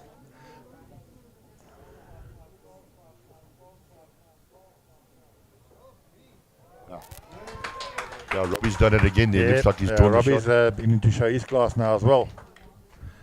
So it's up to Victor now to start making an impression.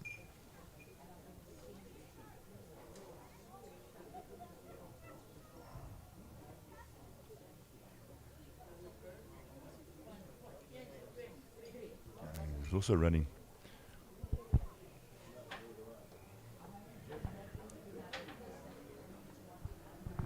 Shows you though, Bobby, with the players with experience, how they rise to occasions like this. You know, they really enjoy playing in finals, and they love every minute of it. Certainly, and that, you know, that cheer that they get, that little cheer, that little bit of a cheer, and the encouragement they get, certainly it does help.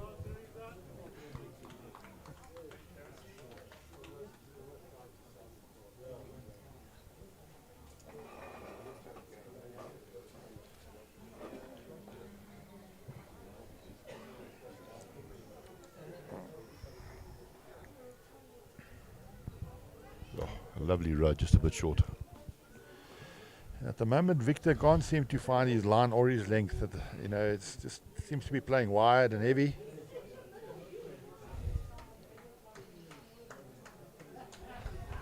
Prince has called him now on a bit of a running shot. You know, he's not drawing well, so play a little rattle shot inside there. If he does get the shot ball, he can turn it away. There is this ball of his coming in on the narrow side, which you can possibly use as well.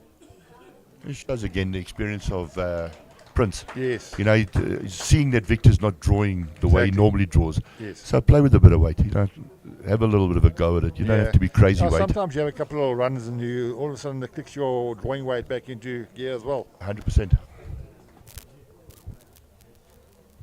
Looking at it very intently. He's very close here. Oh, that was great effort there. What a great attempt. Well, that's one shot now to Krugersdorp. They take a 14 shots to 6 lead after 10 ends. The ladies, Krugersdorp have scored there now to make it to narrow the gap to 13-7 after 6 ends. And the men's pairs final, I know there will be a lot of people at Harlequins keen on this game. Their score, Chantal Nell and everybody out there, the score is Mayerton 21, Harlequins 8 after 13 ends.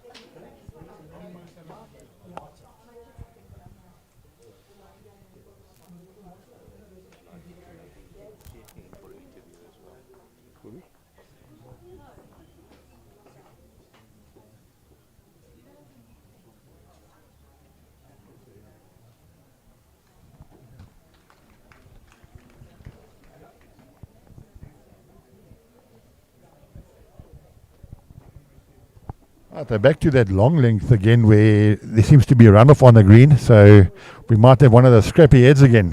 Players are too scared to reach. Showed with the Lee's first wood there. Too scared to reach the jack in case it yes. runs away, so you're dropping that metre and a half short. Yeah, Andreas must. I'd just like to see one head where Andreas can draw 2 good ones. Yeah, he needs it for his confidence. Certainly has got the weight.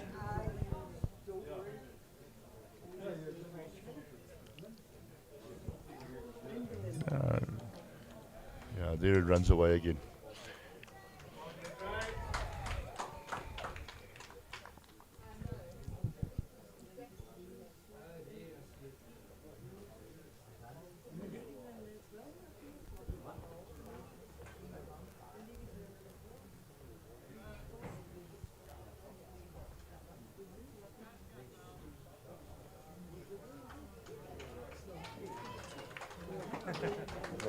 Yeah, it's not a bad shot. Yeah, not a bad reply. All right, good afternoon. In the commentary box, we've just we can welcome our sponsor, Mr. Geese Swanepoel. Geese, I've just entered your competition. I suppose that gives the answer away. How many years you've been involved in the Gauteng Open? Yeah, Bobby, it's fantastic. You know, I didn't actually realize it myself until I went back into the history of the tournament. 10 years goes past, it flies. You know, it's when we also had 1 year in between with COVID, obviously. But this is now our 10th year that we sponsor the Gauteng Open. Very chuffed with the numbers. Fantastic number of entries this year. It's a record, just over 2,700. Yeah, fantastic tournament. Yeah, certainly have been around the last 4 months, the whole of June basically. Gauteng Open has been on. We had the juniors. There was an increase of junior entries as well, which you must be very pleased about. Yeah, I think it was 93 juniors that entered this year. I think it was 34 or something in the 30s last year. So it's also a nice increase. And I think the fact that we had it as a separate tournament before the Gauteng Open started was a reason for that. So yeah, it's a nice field that we had. Yeah. Well, we can thank you very much for your generous sponsorship here.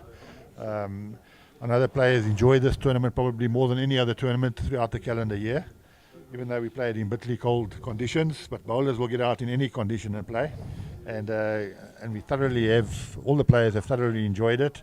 And if you can just tell us a little bit about your products and where and who do we contact, etc. Yeah, Bobby, I think, you know, Perfect Delivery was launched in 2000 when we had World Bowls here, the first time since 76. So we've been around the block, and I always say to people that I love coming to bowls clubs because I meet most of my friends are bowlers, and I meet up with bowlers. And we became friends over the years. But yeah, it's from a business point of view, it's been a remarkable journey for us. Barton Financial Services is actually a brokerage. A lot of people are still maybe confused, so let me just clarify that. But Barton is actually the brokerage. We're a fully fledged brokerage offering all the different insurance products available in the marketplace. We've got agencies with all the major insurers. So from that perspective, we are just like most other brokers. But the Perfect Delivery product is just a product that we developed over the years that specifically focus on bowlers, and we've now branched also out to include tennis and squash and hockey. But yeah, our primary focus over the last 23 years was a bowling fraternity. Well, that's awesome, Jesse.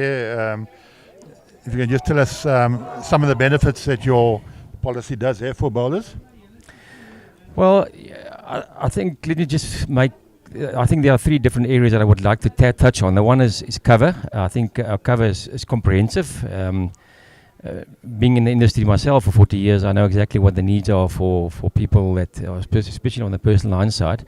So from a cover point of view, we're giving a comprehensive product. Then from a service point of view, I think our biggest advantage that we have is that we are a very personal brokerage. All my staff have been working for me for many, many years, and my policyholders, they deal with the same staff member every time when they want to contact us. We don't use call centers. It's if you talk to Bianca today, you'll talk to Bianca tomorrow as well. And so very, very personal, but obviously also very professional. We put a lot of emphasis on training and making sure that we are professionals in our industry. So, and then thirdly, I think from a premium point of view, I think the economy, everybody is complaining about the economy. We can feel it as a broker. We can see it that our clients are also battling, and people, life is tough out there. But from a premium point of view, I think we are extremely competitive, and the fact that we also have agencies with other insurers mean that we can actually search the market. We can go to the marketplace, get quotes from other insurers and see how they compare with Perfect Delivery. And in some cases, with Perfect Delivery, it's not the best premium-wise, but then we offer the other services or other products to our clients. But that's from those, maybe in detail about the product itself. Obviously, the benefits that we have is you don't have to specify your bowls up to an amount of 10,000 Rand or 20,000 Rand per claim. Yes. You don't have to, if you're over the age of 50, there's no excess. If you're under the age of 50 and you are claims free with us for 3 years, then you also don't have an excess on your motor claims. Our benefits for full houses, 8s and 9s on national level is 8,500 Rand. And then we also cover full houses when you pick up a 6 and a 2 bowl trips or a 3 bowls pairs game. And our payouts there is 1,500 for. That's the maximum that we do pay out, but we pay for national, district, and club level competition. So yeah. Oh, that's awesome. Yeah. Yes, yeah. I see the guys running around with their cards after tournaments like this, and the next day the money's paid into their account, and so that's really a big benefit. No complaints, no questions asked. As long as you got the scorecard and the letter from the bowling club, you pay out straight away. And as you said earlier on, what's pleasing is that you don't have to go through the red tape in submitting your claims. Yes. You've got your ladies there who deal with it straight away, which I think it takes a lot of hassle out of claiming for an incident or accident in your life. Yeah. We really try to be we're a family business in terms of my staff, and we also see that with our bowlers. Although we're a fully fledged brokerage, I can promise you, Bobby, that 90% of our time in the office is around bowls and the Perfect Delivery product. We live and sleep and dream about the product and bowlers as such. So that's our main focus in our business. And we've been very successful, and I thank our policyholders for that. And I think, if it wasn't for the policyholders, obviously we wouldn't be able to financially contribute towards the game. And that's what we would like to do. We would like to expand on that, but obviously we need the support from bowlers. We have policyholders in almost every second club in the country, so there's no need to not contact us. I think our offering is excellent, and I really urge bowlers to give us a call. Yes, I think there's no harm in just asking you guys for a quote. If they if the bowlers are satisfied with the quote, then they use you. If they're not satisfied, they can use somebody else. But I think all bowlers owe it to you for the amount of sponsorship and time that you have given back into bowls to just call your call centre and not your call centre, your office, and ask for a quote. Yeah, ask for a quote. And I certainly can assure you that you will be happy with his service, his product, and it is tailor-made for bowls. So give him a call, give him a shot. Thanks for being with us, and spreading your information. Thanks, Bobby. Thanks for the time. Thank you. Thank you. Just before you go, have you started playing bowls yet? I have not started playing bowls yet, and it's not because I'm not old enough. I know a lot of people use that as an excuse. I just don't have the time. I really spend a lot of my time already at bowling clubs over weekends, and there's just not enough time to do that. So my time is spent in meeting up with bowlers over weekends, just being there, enjoying the game with them, and doing business with them. I love that, and that's good enough for me. I won't be a good bowler. Well, that's what everybody says until they play their first bowl and lands on the jack, and then the bug is bitten. Yeah, 100% right. But thanks very much for your sponsorship, You guys are awesome. Well, Bryanston Sports are clawing their way back into the game. It's 14-8 now after 11 ends. And as mentioned before, early on, Andy, I think we're in for a very, very close finisher in this game. Yeah, you called it, Bobby. You said that the second half of this game is going to end up with a very tight finish, and it's looking that way at the moment. So, yeah. But all good for the spectators. An exciting game, an exciting finish to it. There's nothing like it.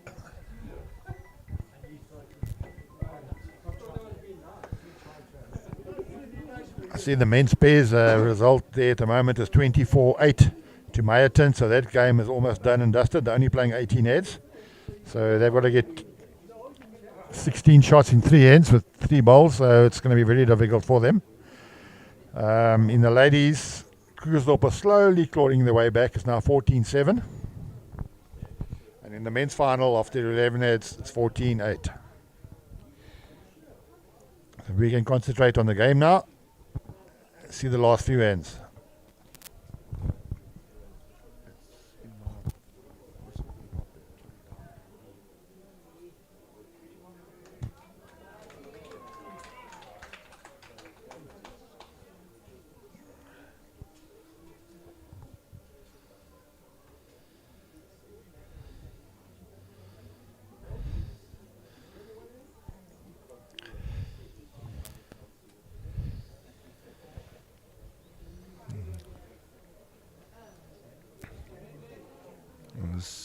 See Lee's still getting pretty close. It's obviously from the second and third and skip of Bryanston that are making the changes at the moment. I think he's out bowling Andreas, but he's getting better.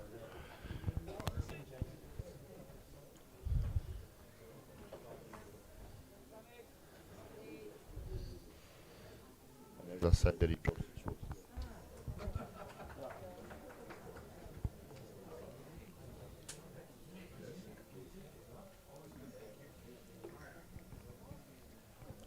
Well, Atabu has trailed the jack twice in the last 4 ends. So I think he's getting more and more into the game. Yeah, and again he's drawn number 1. With great shot there from Atabu. Great shot. Well played.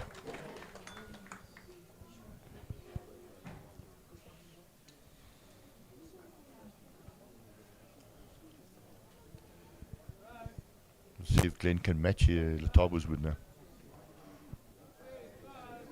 Oh, he's trying hard, yeah. There's a good shot there from Glenn. He didn't get the result that he actually wanted, but I think he is holding. If he trailed the jack full, it would have been a better result. But certainly a measure for shot.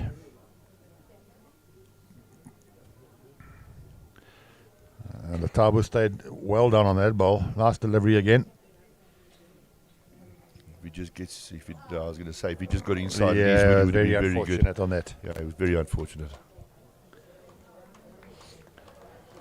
I certainly know what Prince is going to play in there.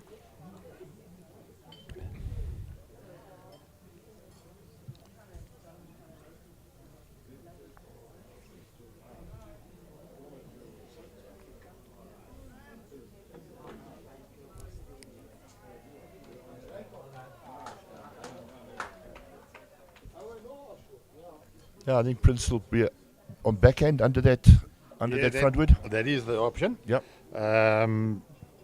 Prince actually enjoys his forehand runner, but there is a shot on the forehand as well to get the ball and the jack, ball or the jack. The only problem on the backhand, it has to come with a lot of weight on the backhand, and very often when you see a ball like that, it makes you go narrow. But it looks like he's going to play the backhand. And sometimes you see that front bowl in the eye, and you don't want to hit it, so you tend to go a little bit narrow. On the narrow side, yeah.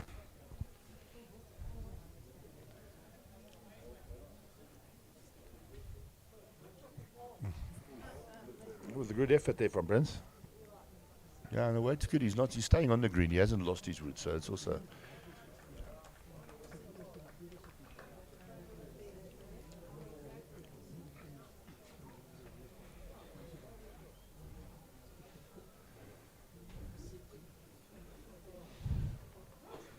I think Stitch is sticking on the forehand, trying to be a bit narrow onto that Bryanston's second shot. Oh, he's taken his own out. Yeah. I think it's far too heavy for the shot that he was trying to play. It was just over the draw, the shot.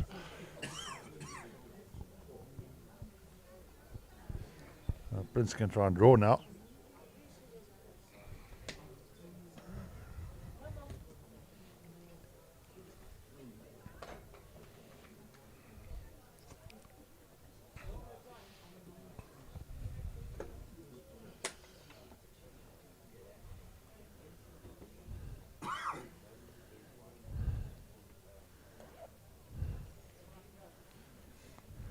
His weight looks a lot better here now compared to the first one. Find that wood. Yeah, there we go. I think that's the shot he was trying to play with his first wood. Yeah, just overplayed it a bit. That was a good shot there. Stitch has played some good bowls this game, you know, he's come a long way.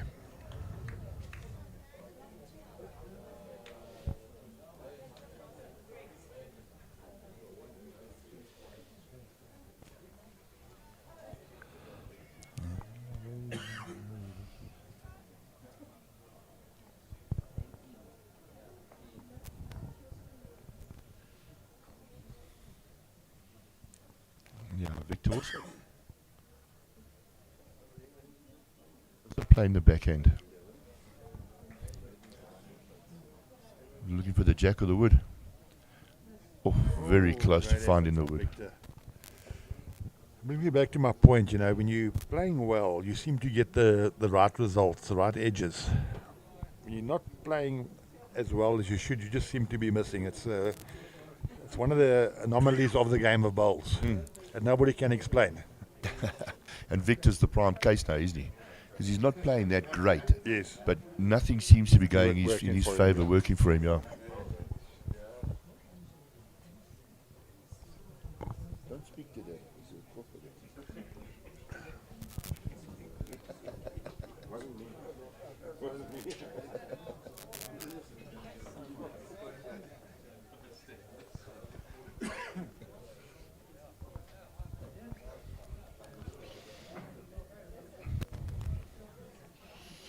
Having a good discussion on the head now. Stitch wants the ball at the back, and Bobby's trying to say that he wants to draw another shot.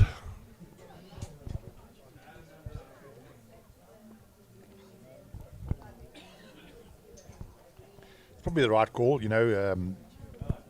You don't want to waste bowls by just getting unnecessary back position, but I can't really see the jack coming right through without it burning. Yeah, not the shot that Victor's playing on the backhand. Yeah. It looks like if he's going to get the wood or get the jack is coming out it's going to burn. Yeah, well, Robbie is coming around the he's back coming anyway. around the back. I think the majority vote ruled there.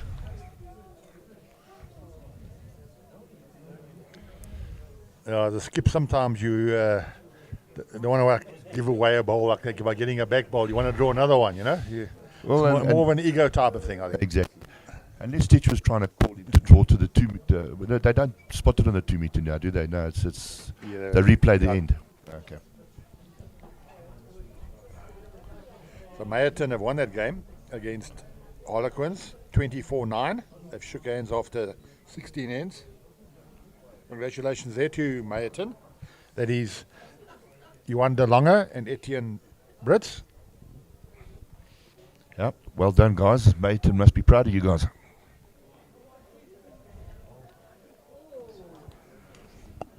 Yeah, it was sort of a nothing shot there from Victor. You know, if he sliced that jack on his way out, he would have probably given away more shots. So, Yeah. it was a really strange call there. I actually thought he was going to play the same type of shot. I mean, he's Yes. only one down.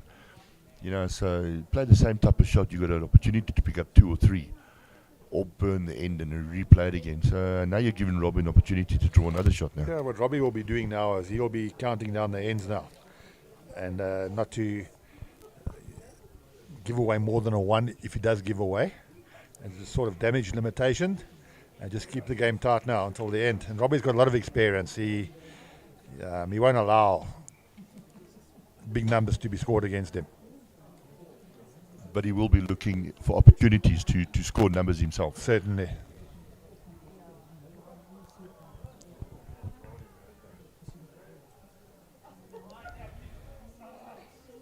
Yeah, very close. But like you say, he doesn't want to give big numbers, so he'd walk away with 1 shot, quite happy. And I suppose from Victor's point of view as well, if you think about it, Bobby, I mean, he also doesn't want to give away numbers, does he? He's going to try and score multiples, but he doesn't want to drop more than 1 shot. That's the problem now when you start playing catch up now. You know, the heads are going to start running out just now. Then you start looking for shots that aren't really there. And that's when you can end up dropping even bigger numbers. So, you know, they need a good head or 2 now from their front rank, where they can be lying 3 or maybe 4 shots. Try and put the back rank under pressure. Every back rank feels the pressure. Exactly that. So it's quite important now that Andreas and Letabo get very close to the jack now. Give them something for Victor and Prince to try and create shots from.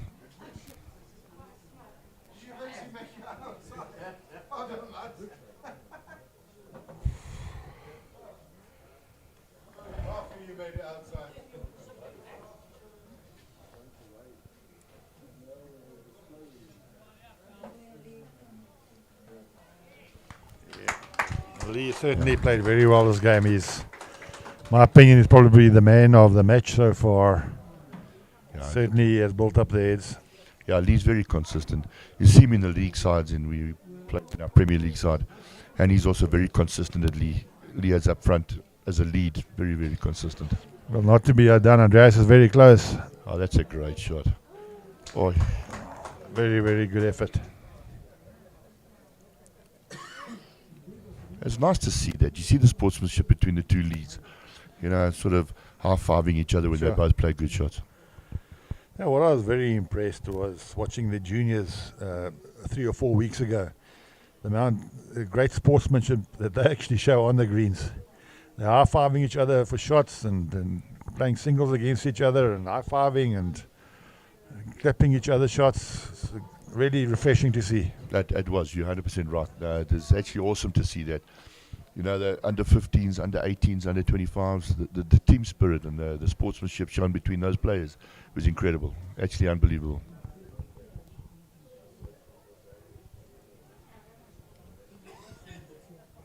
Just cut his line in his weight. This is where you need your second now. Letabo should be arm around him. Don't worry, my mate. You know, we're going to get it back. We'll play some more. We'll get it back. Trying to build that team spirit between the lead and the second. Letabo should be here.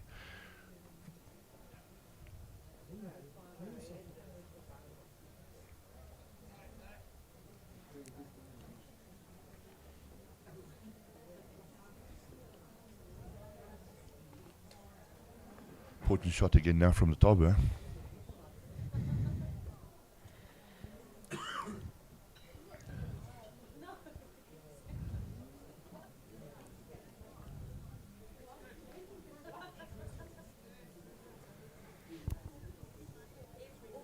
see that one bowl that was close. The first bowl of the head was close. And then the pressure built from there. It builds up straight away. The Tabo's playing heavy now because he doesn't want to be short. Shot down.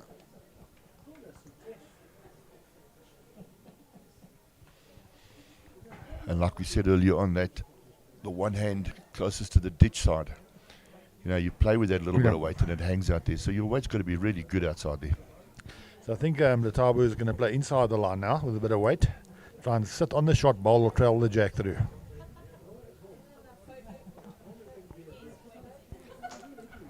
Yep. He's trying hard, yeah. Hold his line a bit longer. Oh, what a great try.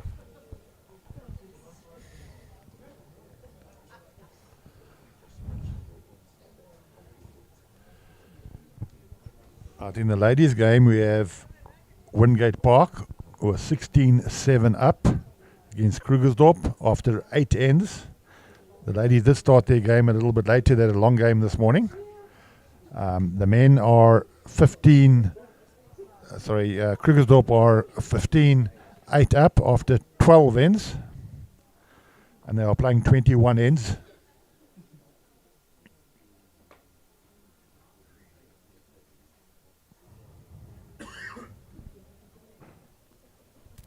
Stitches on that wide line again, not coming back.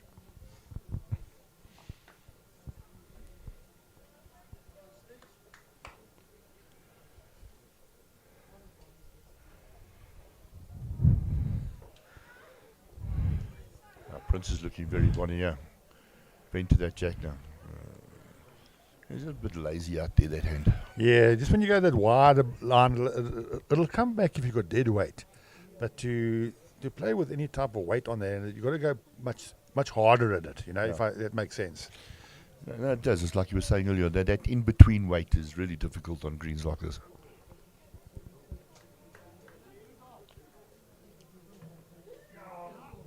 Oh, he rolled that. It could be lying 3 now.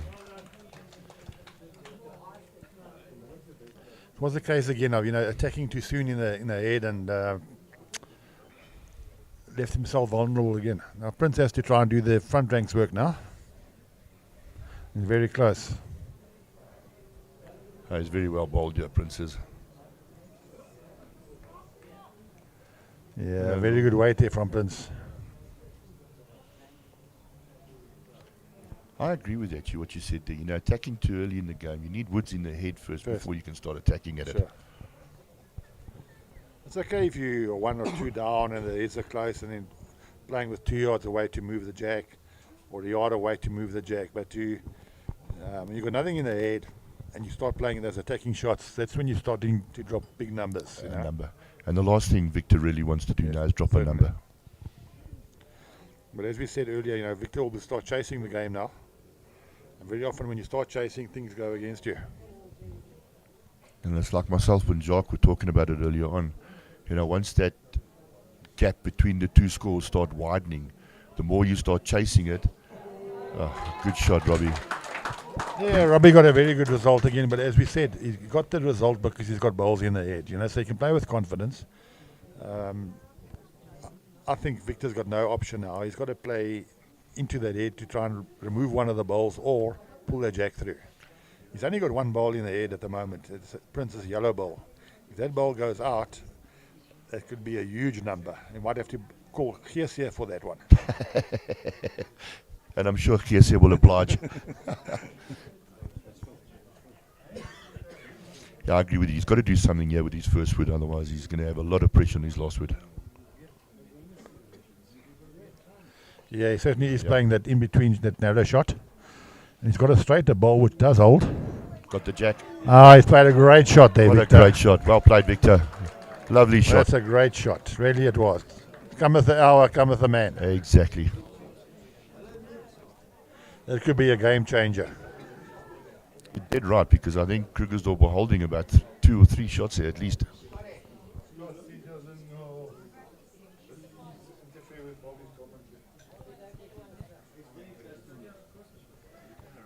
Robbie's got to clear that front wood. Like we said, as it goes down there, sometimes it holds, sometimes it doesn't. You're on the lip of the jack. Great shot there by Robbie.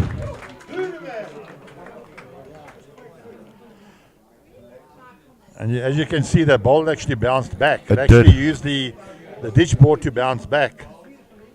Is that called local knowledge? Yes, I think so. That was a great, if you're playing with it, maybe 6 inches of extra weight, it does seem to hold on that ditch board. Yeah. And but Victor's got a good shot now. If he turns that ball in, Yeah. he could stay for 3 shots. Trying to see Maybe it from even here. It 4. might be 4 shots, yeah.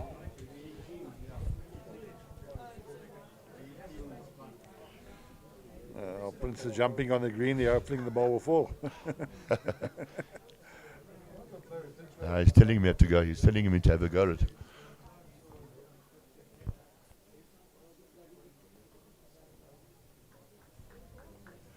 Gone very, very narrow, yeah, Victor.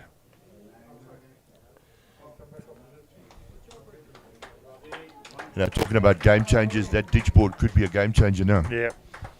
Yeah, if it was picked up a 3, there would have been 15-11. Now it's another one onto the board, 16-8.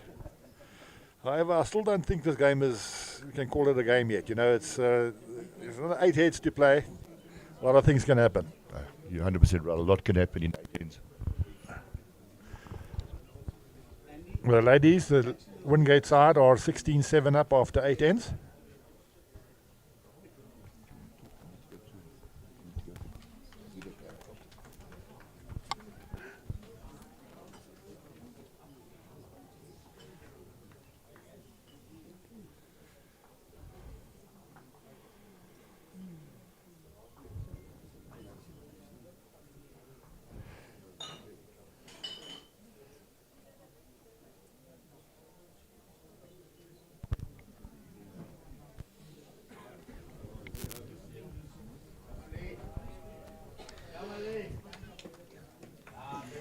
Yeah, Lee started off again.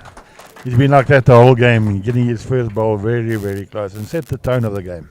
Yeah, no, so it's really a great game. He got a little bit lost his way in the middle part, but he's back now with the Virgins. But like you said, he's probably the player of the match at this stage, putting on the pressure from the start.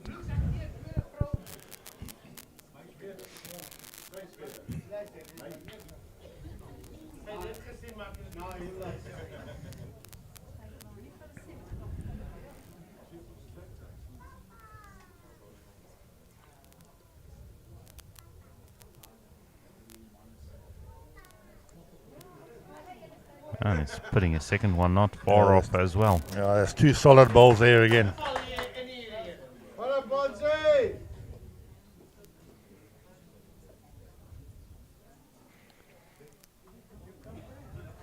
I think, Bobby, so far this match has really proven how important it is to have your leads in the head. Yeah, certainly, Jack, it just releases the pressure on the rest of the side for that head. Particularly if your lead drops 2 balls short, the opposition can afford to move the jack, play with confidence in there, get through the head, negate any kill that will happen in that head. And we had a discussion yesterday about bowlers maybe trying too early in their career to move on to different positions and get off the lead position, while they might have a better chance of making sides if they are playing lead for a longer while, becoming specialized leads. Yes, certainly it doesn't happen that often in games now. Certainly you do have players who like lead as a position. I think we've got the mentality in South Africa that the newer players must always play lead for a certain amount of years. Before they can move on. And that's another great shot there from Glenn. But as we said, he's just drawing into the head, no pressure on him.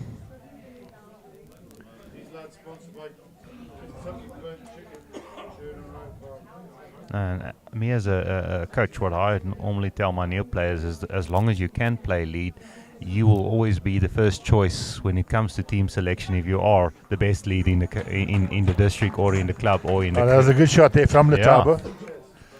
Yeah, good solid leads are a rare species, you know, but they don't understand that a lead can actually win you the game. Yeah, no. If the lead is there, certainly got a chance. There's always that excuse. But "Oh, Victor is, sorry, yeah. the Tabas played a great shot there Yeah. now, but again, they've only got the one ball in the head. Yeah, and the problem is the opposition, they can now just play onto that ball.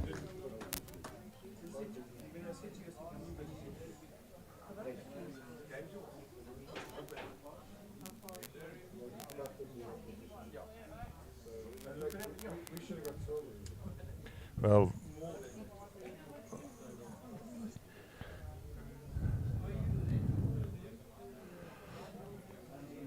Prince is looking pretty good. I have to say, Prince That's had got a a reach. Yeah. That's got a reach. Well done, Prince. Well done. I have to say, Prince has had a brilliant second part of the Yeah, match. Prince has certainly been the best player in the Bryanston sports team. A long way.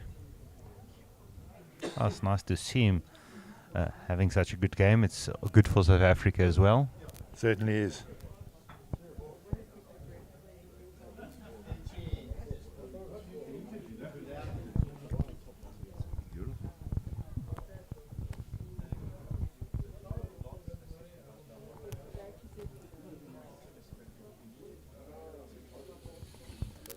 Thanks, Jock. Sorry, I just stepped out for a minute. Jock took over. Thanks, my mate. It's another good draw from Prince. If it falls in, it could be another. It's two good balls from Prince.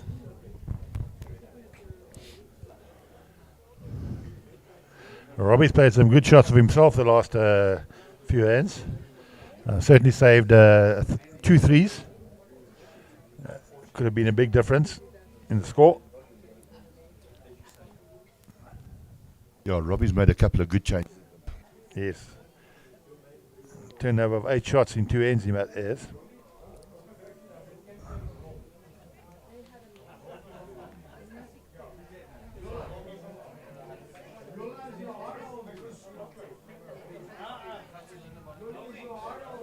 If he's got the weight, he's trying hard again now.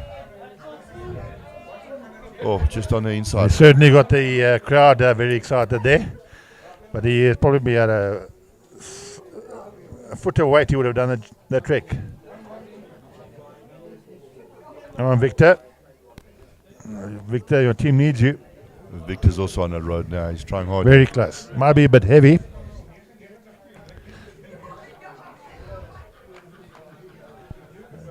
Slightly heavy there from Vic. Yeah, it ended up just behind the jack.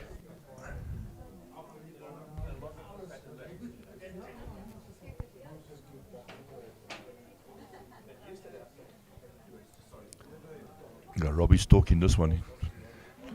He's on the narrow line, so he needs to find Gets his the ball. inside of wood. He gets shot out of it. Has he done it again? It could be shot or second shot. I think Prince is still holding.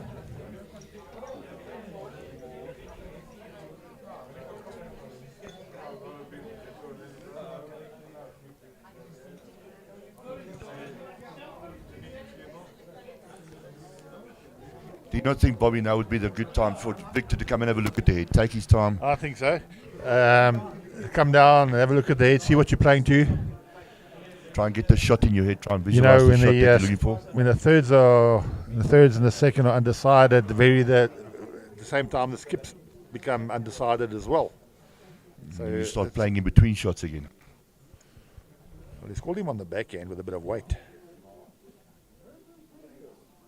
Maybe to run the shot ball out. Yeah. So that's another one to Krugersdorp. Krugersdorp now leads 17 shots to 8 after 14 ends. And the heads are quickly running out now for Bryanston. The heads are dropping now, the shoulders are dropping. A little spurt in the middle part of the game, and the shot that changed it was basically when they were holding the 3 and Robbie trailed the jack. All of a sudden the momentum changed again. The ladies' final. Wingate well up now against Krugersdorp. The score is 20 shots to 7 after 9 ends.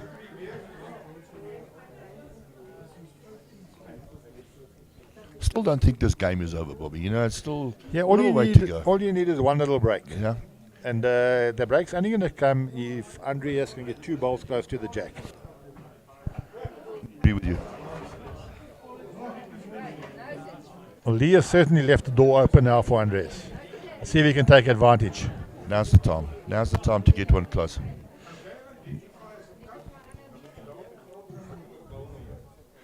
We do apologise if the background noise is quite loud, but you can't blame the Krugersdorp supporters. They're getting very excited now.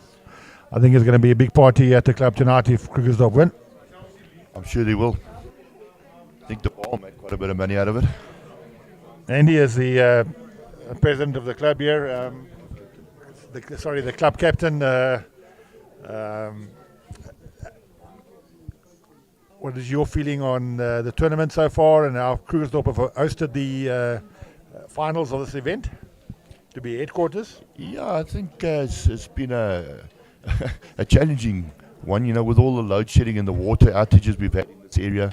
So it's been challenging, but I think we've done a good job. I think we've excelled at it. I think the vibe has been good. You know, the welcoming friendship that we've built over the year, over the last month with different players from different clubs, I think has been awesome. And I think we've got a nice welcoming vibe here in the club. So I think we've done pretty well. And to Sables themselves, shout out to them. The organisation has been pretty good. And at all the clubs that have been hosting all the events and, you know, different stages of the game, stages of the tournament, you know, well done to all of them. I think it's been great. Oh, certainly the first time I arrived at the club about 4 weeks ago. I've been back quite often. The vibe that I got as I walked into the club is the friendliness of the Krugersdorp people. Everybody's got a little joke and a good sense of humour. The ladies have worked extremely hard with the catering. There's always been some food on hand. And the bar staff have been very friendly, accommodating. Members have been we felt very welcome from the members. I think we, you know, over the years we've strived for that. You know, we've strived to be a friendly, welcoming club. Our bowls haven't always been fantastic. You know, we've had teams in the lower leagues, in the second division, first division, second division. But over the last year and a half now, we've actually come to the light now. You know, our practices and our coaching is starting to pay off. That's why we've got 2 teams in the final now, because of the effort that club members are putting into, you know, to increase the bowling knowledge and their expertise on the greens. No, it's wonderful to see. It's good to see a vibrant club like yours that is growing, making use of the resources that you have got. Yeah, well, we've got lovely resources here. You know, with 3 greens, lovely surrounds. No, I think it's an absolutely awesome club, and it's telling in our membership. And our membership is up to about 190 now. So yeah, we're doing very well. Certainly. Well, going back to the game now, it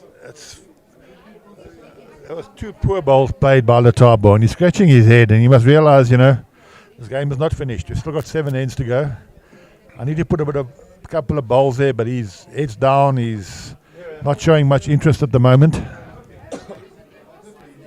This is where that team spirit comes into it. You need to start building that team spirit again. Otherwise, the game's just going to drift away from him. Glenn has just sold the shot now, I think. Stitch has just sold the shot, and he certainly got a mouthful from Glenn there.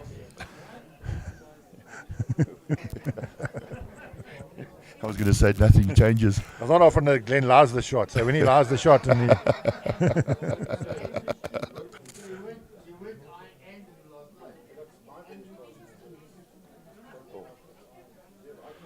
I think Prince was trying to turn his ball and stay for 2. Just a little adjustment on his line now. Stitch's weight was good in the last one.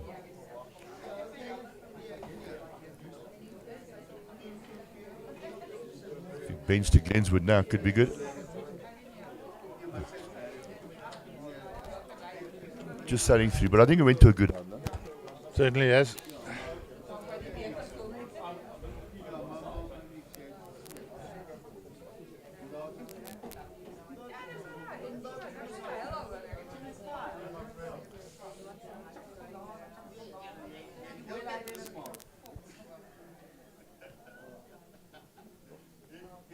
it's like you were saying earlier on, Bobby, the momentum again swung. And unfortunately now Prince is finding all the woods that he wasn't finding. Yeah, but you can just see his body language. It's just shoulders are dropped. Since Robbie drew on the lip there, on the dish for shot, his shoulders just seem to have dropped. If they picked up the 3 there, would have been a total different story. Or maybe even a 4. Yeah, you did right. I think that was a bit of a game changer, that one that bounced back off the ditch board.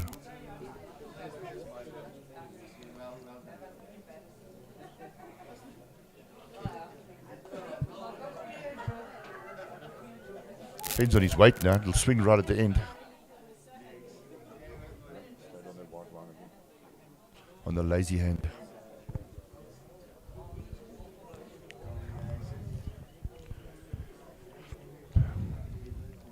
I think if Victor can pull 2 woods out of the hat here, try and get a multiple shots here, it might lift the vibe within that team again. Certainly. Victor's battle basically with his line. Taylor vectors aren't working on this green for him.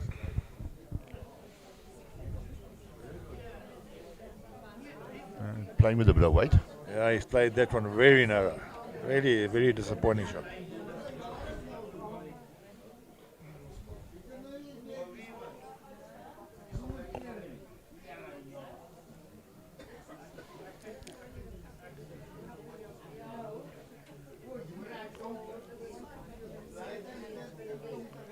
I think Robbie's just going to try and draw something close here again. I think Stitch is asking him to play to the back, but if he finds Glenn's outside ball, it'll be good for him. It's going around the back way. Might get the ditch board again, I think. No. He stopped before that. It's a good wood, that actually. Sensible wood. Yeah, you see now, they're very undecided with what shot they're going to play. They discussed it before the first ball, now they're discussing it with the second ball.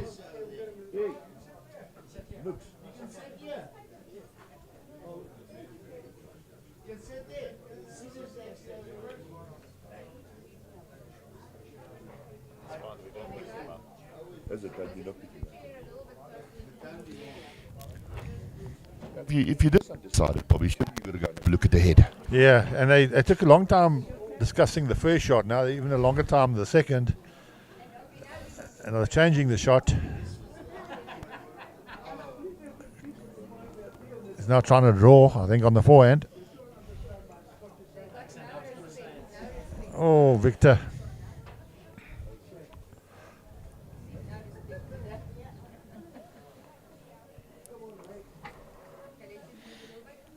Yeah, I must be honest with you. I think you needed to go and have a look at the head. Calm yourself down. Go and have a chat with your third. Yeah. You and Prince get on the same wavelength. The two shots that he played, there were 2-0 shots. Yeah, very iffy. No real sense of purpose behind it or anything.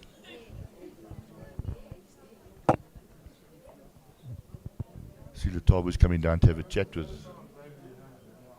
Victor now.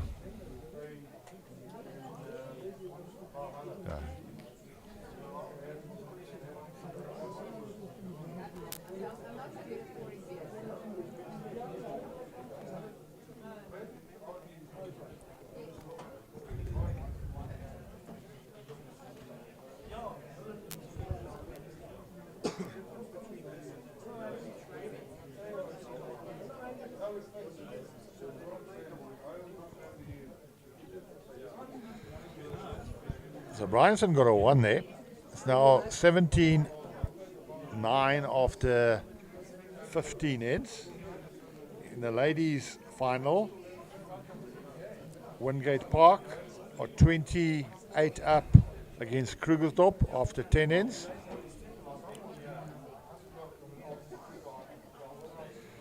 In the finals, they do play 21 heads. So there's still 6 heads to go. 6 heads and 8 shots is not that big of a task. Not at all. All you need is a bit of a break now. Maybe get a 3 or a 4, and you're right back in it. I saw Victor and Prince played in the semi-finals of the JBA4s this year. They were 4 shots down, played the last 8, and they picked up a 5 to win the game. Wow, okay, so it's not over yet then, is it? Not by a long way. No, I certainly won't give up.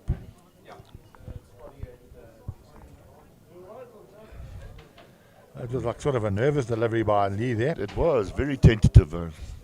It's really unlike him. Normally, he's been playing well the whole game.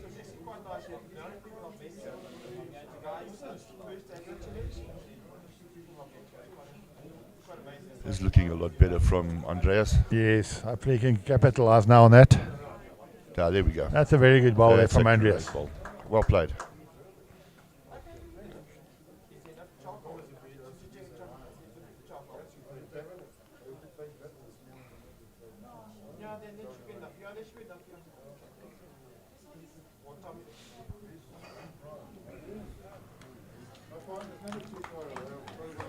I think his line is pretty good. It's all on his weight here.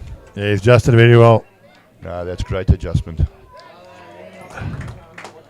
One thing about lead, playing up front lead, being a specialist lead, he's always got one out of the 2 in the head. Yeah, and that helps a lot, If you get at least one of them in the head, it just releases the pressure. But the Tabo's got a good shot now. If he can find that ball or trail the jack, it'll be a brilliant ball. And he's very close to it. No, he's pointing, yeah. He's just going to hang out a bit. But all the more reason now with his second wood to play the same shot. Played it with a very good weight.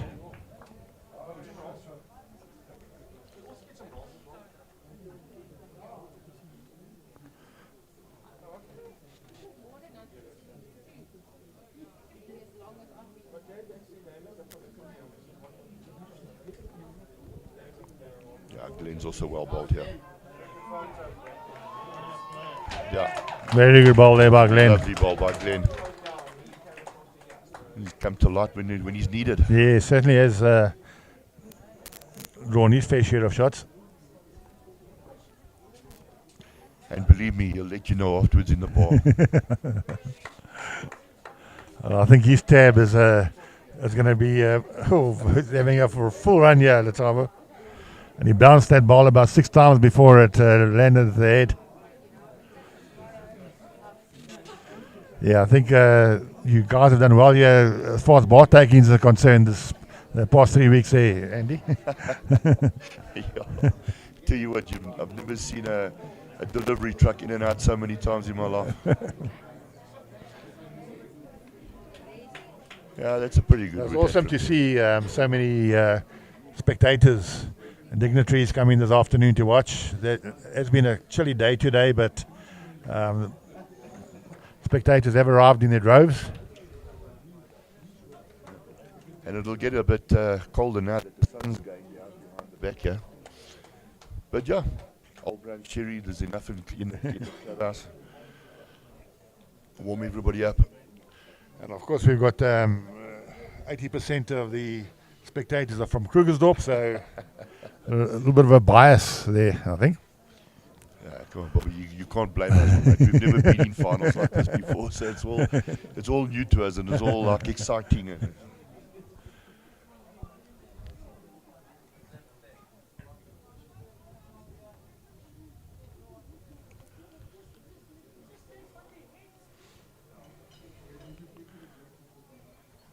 Yeah, fours isn't about having the 4 best players in your side. It's about dovetailing, When the one guy's not there, the next guy's there, and exactly that. And I actually saw a saying the other day that said, in a fours team, you don't want the best player on the team, you want the best player for the team. exactly, it makes That such a was big very difference. Well, Prince came running off the mat there. Yeah, That was like sort of 2 shots that like throwing in the red towel or the white towel, isn't it? yeah, it is. It's like you said, no, there's not much in the game. There's still enough ends to go. I don't. They mustn't throw in the white towel now, surely.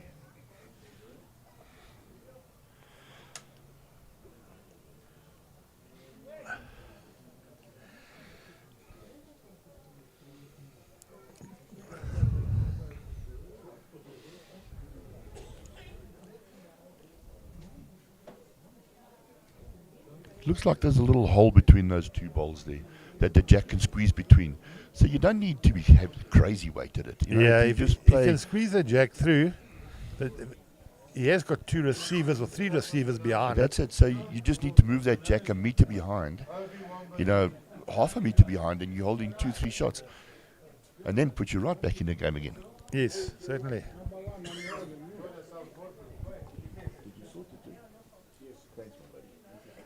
Yeah, I think Victor's playing with more sensible weight here.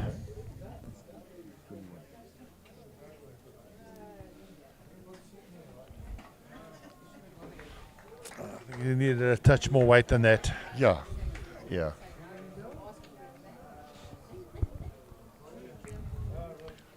Yeah, that's the area that they want to get the jack to, that Stitch is standing in now. But you know, Andy, we've all been there. We know what it's like when you're just not finding it.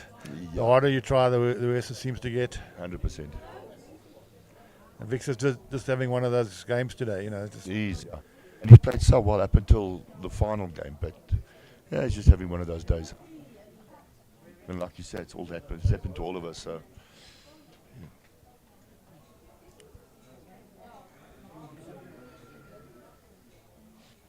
Yeah, roll. Yeah, that's a good word. That's a good covering word. Now, speaking to one of the Benoni guys earlier on, that said to me that Victor actually won them the game in the semi-final. Oh, really? The shots that he was playing. Yeah. Yeah, when Victor's on form, he's on form. That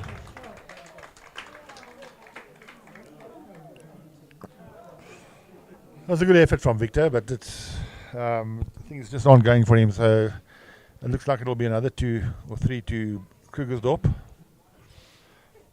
I think they're holding 2 at the moment, yeah. And Robbie's pretty close with this one. No, he's right on it. Well bowled. Yeah, that's a fantastic shot. Well played. Well, it's 3 to Krugersdorp. Krugersdorp now lead 20 shots to 9 after 16 ends. And I think that's the final nail in the coffin. Yeah, I think the difference in the score goes drifting away from Bryanston, from Big Benham. Yeah, I think Bryanston just haven't had enough bowls in their head, you know, from the start. Their front rank have been totally outbowled, particularly the lead. Lead Barnes has had an incredible game.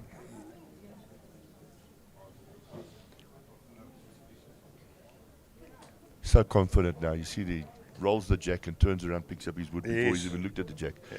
You know, he's obviously got that rhythm and got that weight, that feeling of the weight all the time now. So he's pretty confident now.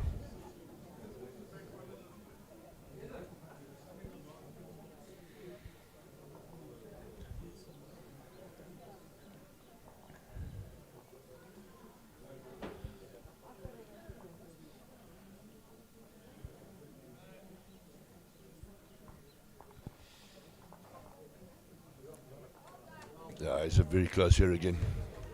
Yeah, just running a bit.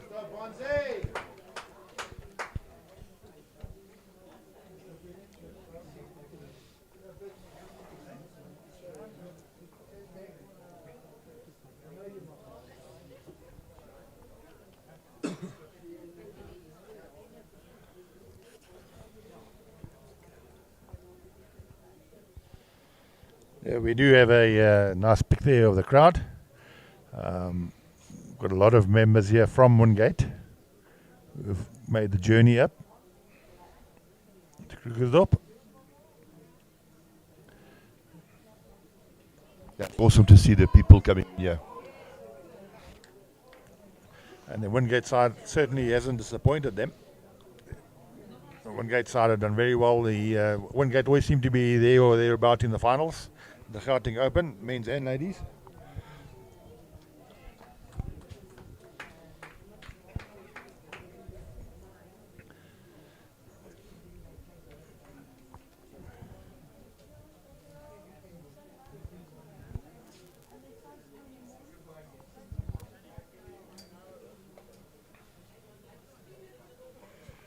Oh, that's a good ball from Andreas. Well done, Andreas. That's better. That's better. That's a good ball from the lead there from Andreas.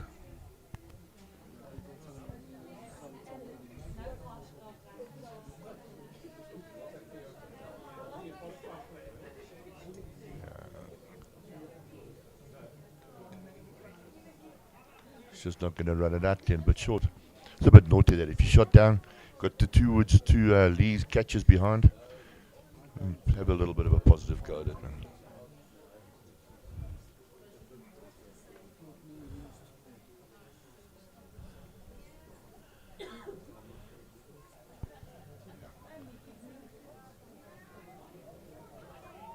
Run on. Yeah. Toba just battling with his weight, I think. His line's not too bad, eh? His weight is Yeah, just whenever he's drawn, he just seems to be underdrawing it, you know. Yeah. He's I think he's trying to be too neat, trying to be too close instead of just playing yeah, into an area. probably yeah.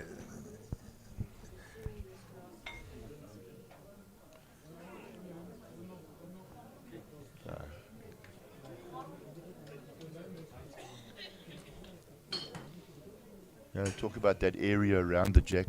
You know, instead of trying to be right on top of it, if you're a Yeah, sort of just- like a just- 500, 600 behind the jack, that area you're looking at all Yeah. the time now. And the That's time a was lot close, better, yeah. yeah. He's got to be close, surely. Yeah, that's well Well, that's played. another shot, so... But just the way the balls are falling for them, you know, if he'd gone another roll over, he would have blocked that shot. But it's just giving them a nice target now, Krugersdorp, to play with a bit of weight inside there. That's They- right. They've got the two receivers behind there, the two orange balls. That's right. Stitch needs to play the right way to get under Glenn's front wood. And he's either got the second shot or the shot wood, or if bonus point, get the jack and move it back. But the shot is on for him. I mean, Yeah, everything's certainly. in He's his, got in his favour to play that He's got shot. a meter target to Yeah. find. And Robbie's urging him on. Robbie doesn't want to give anything away. He wants to sew this game up.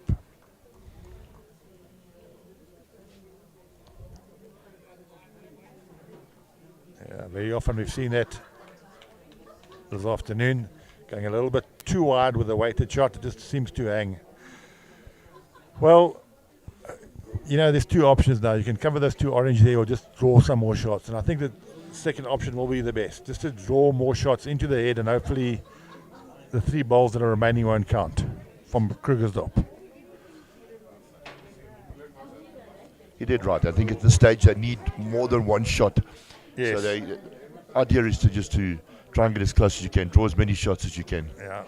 And I don't think that's in Just that. a bit short there, yeah.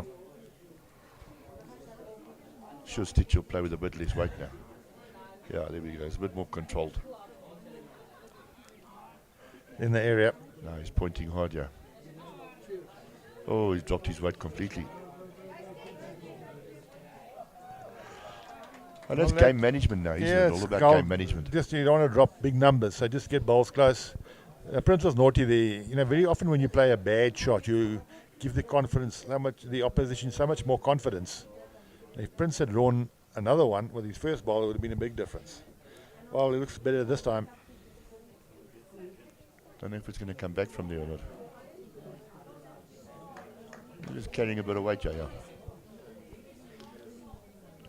Sure, Robbie will be playing with a bit more positive. Yeah, Robbie's got the confidence now. He's got Stitch's ball to roll in for second shot. If he plays it hard enough, he can roll Stitch's ball onto the jack, or alternatively pick up the jack himself, or even find the shot ball. So he's got plenty of options. And the way he's been playing the last couple of ends, he's Certainly been, won't be short though. No, not at all.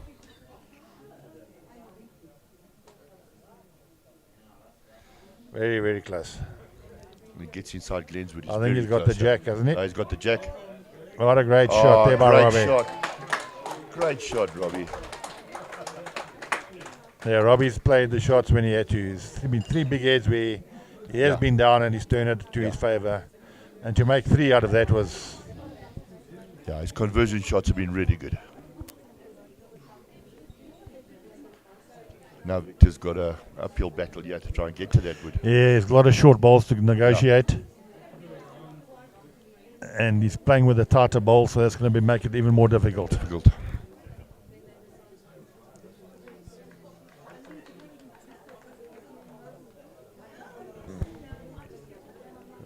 Shama feels, it's horrible. You're sitting up here, you feel sorry for the guys, When it goes against you, it just keeps going against you and going against you.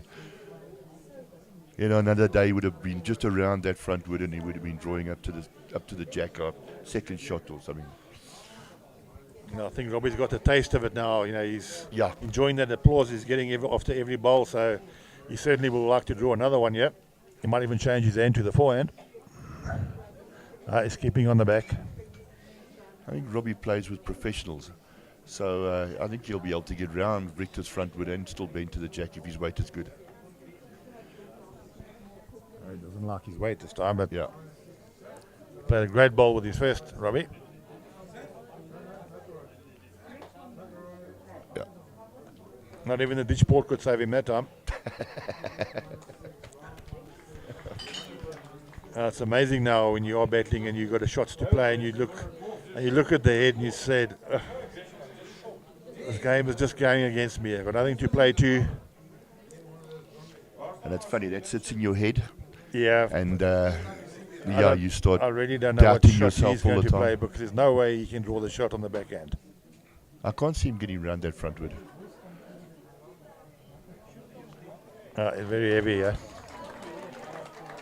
Yeah. Yeah, so that's another 3 to Krugersdorp. Krugersdorp lead 23-9 after 17 heads.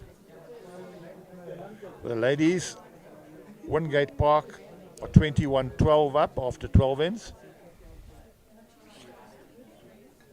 Yeah, I think the game's drifting away from Bryanston sports now, unfortunately. Yeah, I think it drifted away 3 or 4 heads ago when Robbie drew that ball on the lip of the green. It sort of was the final nail that. We're playing the 18th end now. Yeah. Well, you got 4 ends to play. They need 14 shots in 4 ends, which means they need probably 4 shots per head. It's going to be very difficult the way they are playing at the moment.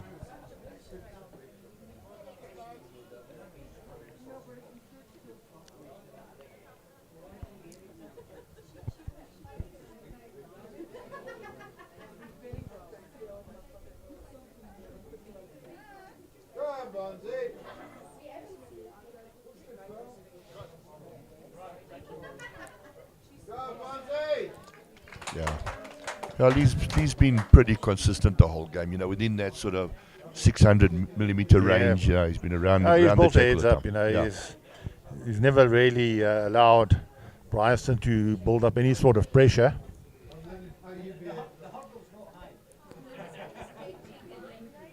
And Andreas has tried his best. I think this will probably be also one of the first finals he has played. So, Yeah. congratulations to him. And he's a young player coming up through the ranks.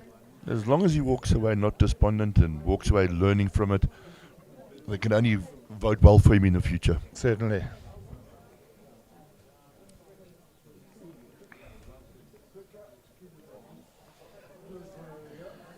Yeah, it's amazing when you're playing well, everything goes your way as well. Yeah. So he actually found his bowl, turned it onto the back bowl, holding 2.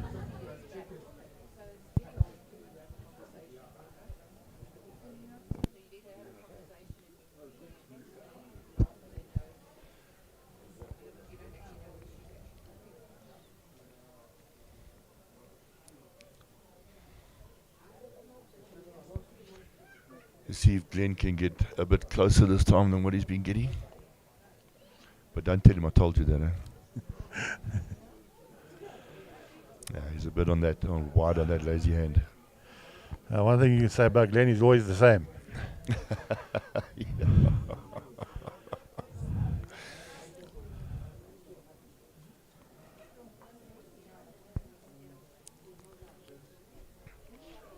Come on, Letabo. Finish with a bang, my man. He's good, yeah. Well bowled. That's the Latabo that we do know. You did right, 100%. Watching him in the under 25s, in the final there, he was playing really well. Really Certainly exceptionally was, drawing. Just hasn't seemed to find it this afternoon.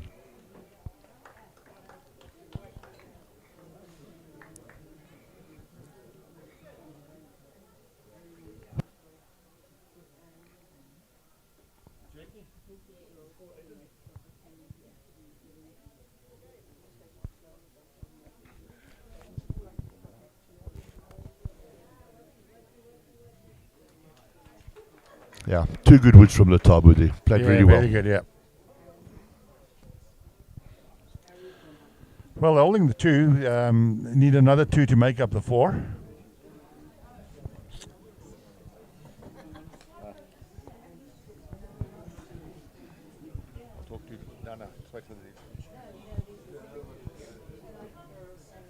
Like we said, Bryanston do probably need a couple of 3s or a 4. And they're holding 2 at the moment.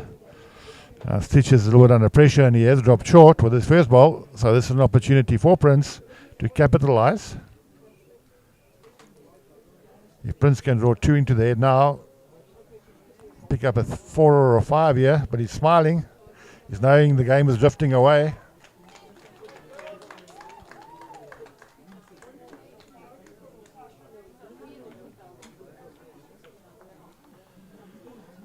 It's certainly looking very good if he can slip that front ball.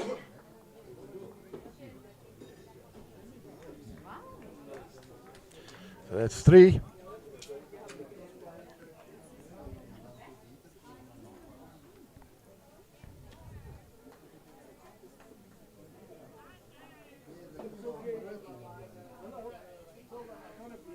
I think Stitch is certainly over-adjusted, but he's found the shot ball. That's what happens when you're up in the game, you get the results.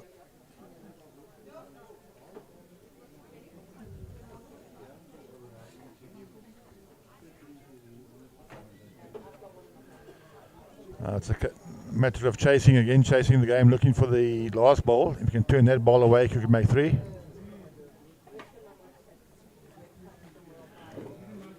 But it's wonderful to see Krugersdorp doing so well on their home turf. They've got a whole bunch of supporters come out this afternoon to watch them and support them. Wonderful to see.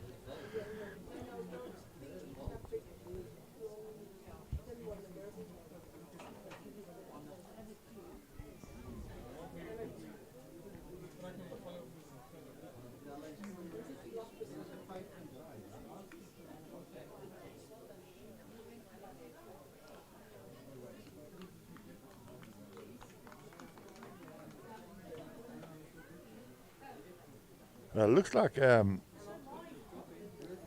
a measure for shot at the moment. If Robbie trails the jack with a meter of weight, could make a couple.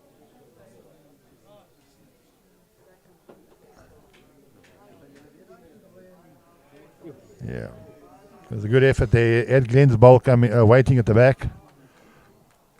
That's up to Victor now. He needs to draw 2 into the head.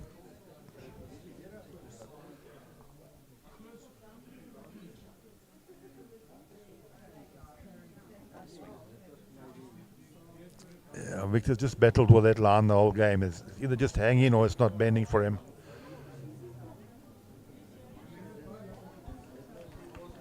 A couple of times he has tried the inside line and he has gone narrow. Really has battled with his line this afternoon. Let's open the door now for Robbie again. Robbie. Well,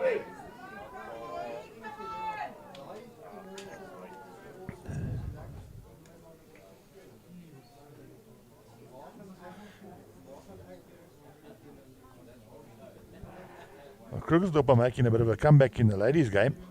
But let's see what Victor can do.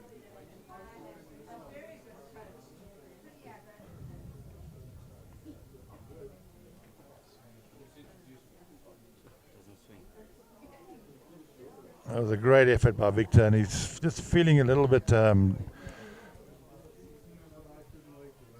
unenergized, I think is the correct word at the moment. He just feels that things aren't working for him, and he's trying his best, but things are not happening for him this afternoon.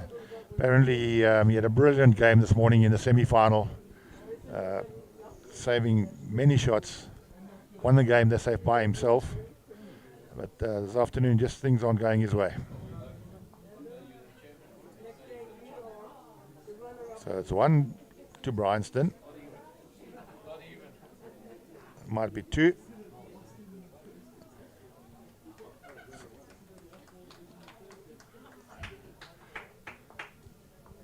So the ladies' final, after 13 ends, the score is now 21-15. 2-win gate. Krugersdorp are certainly making a comeback there, and they will have the crowd on themselves, backing them as well. So Bryanston picked up a single there, so the score is now 23-10 with 3 ends to go. Just joined us in they picked up a 2, that's 23-11 with 3 ends to go. In the commentary box with us, has just joined us now is young Aiden De Smit.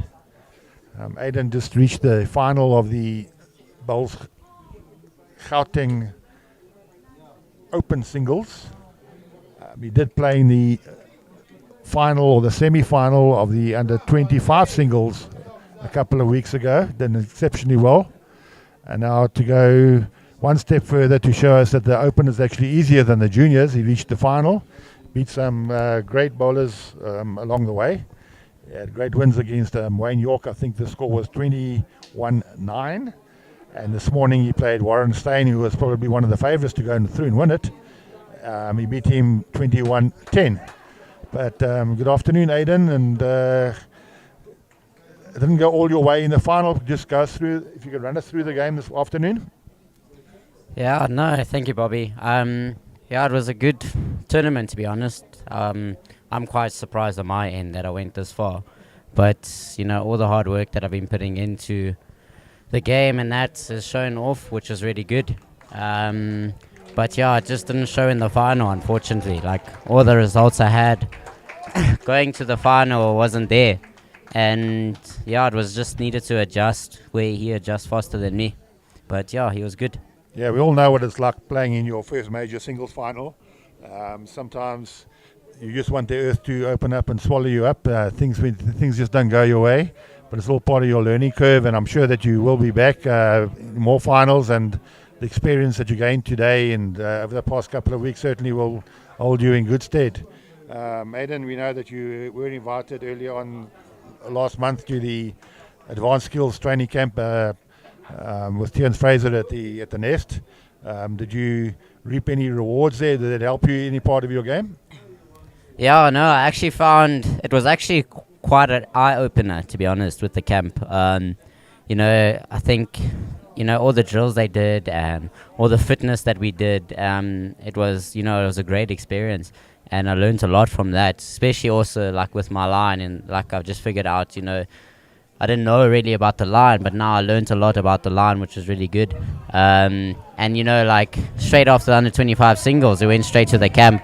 And then after the camp, came back and played mixed pairs. So, you know, it was like a good 7 days of bowling. And, you know, I was exhausted afterwards. But then straight after mix, I had the singles. But, you know, I was finding it nicely, you know. Everything was going my way, which was really good. But I've also been working on the mental game. And it's helped me a lot, especially in the mental game. Like where they did that at the camp, it was really good. We did a lot of visualization, which was really good. And, you know, and I've just been taking it from there and trying to work on the mental game, which was really good. No, Aiden, it's great to see so many young players getting through. We know that your girlfriend Shannon and Emma won the ladies' pairs yesterday. You must be very proud of them as well. No, they played exceptionally well. With the whole tournament, they've been playing well. Oh, sorry, they just threw a great shot there. Yeah, Shannon and Emma have been a great pair together. They've been working together a lot. They've both been working really hard to improve their game. And, you know, Emma's obviously going to the under-25 singles. Congrats to her. Good luck to her. And, you know, Shannon's also there, you know, and she's improving every time, every game I've been seeing. And, yeah, she's also been working on the mental game as well. So we've both been working together, and we're trying to up each other. And we're at the same club, which is quite helpful. And, you know, and it's also good to push each other, which is nice. Yeah, it's awesome. I'm just having a look at Prince's run now. Yeah, he really came running off the mat there and got about 10 jumps before the ball reached the head there. So it looks like he's thrown in the towel as well. So things aren't going well for Bryanston this afternoon. And Aiden, as we said earlier, this year there were 90 entries in the juniors, in the junior event, which is good signs for the future. Last year there were only 30. So it's really good for the youngsters in the bowls. I know that you and Shannon and Emma really have been pushing the youngsters and enjoying each other's company and getting more people involved there in your little groups, which is awesome to see. You guys worked really hard in encouraging each other, and Prince have got a good result there. And hopefully we can see more young members. What advice would you give any new players who like to start playing the game? Yeah, I think it's basically putting in the work. If you don't put in the work for anything, you won't achieve your results. So, putting in the work and the hours on the green, especially if you're playing a new sport, any kind of sport, you got to put in the work.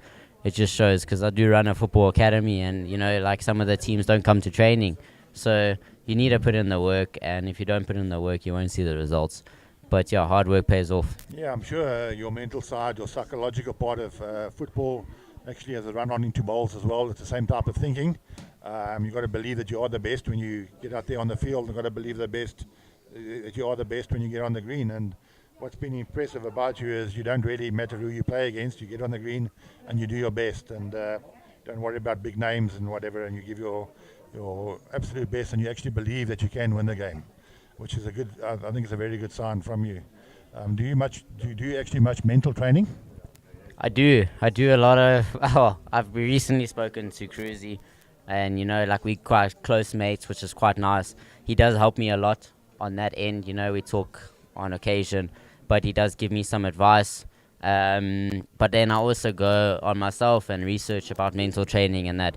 But like doing some meditation before a game, which really helps, or the night before when you wake up, you do some meditation, and that helps a lot. And the internet is an amazing thing.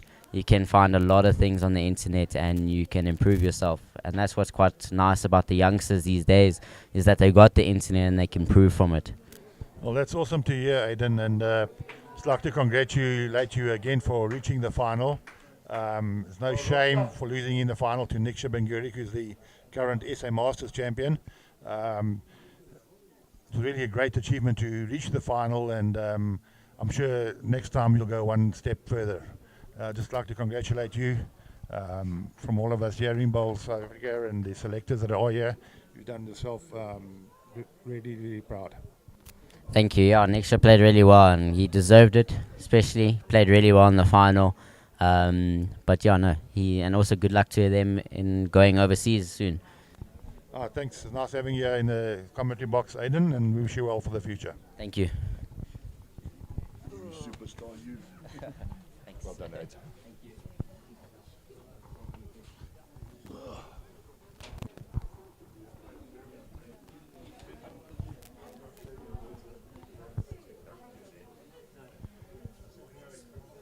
Is this maybe too little, too late from Bryanston? Yeah, Bryanston, I think this might be their last end. They are now 10 shots behind, so if they don't get a 2 this head, they've lost the game. But I've got a feeling this might be the last end.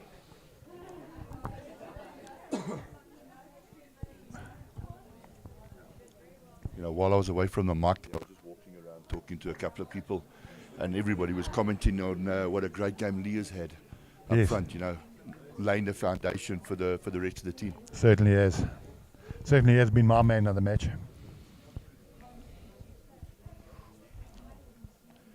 Let's see if he can do it again.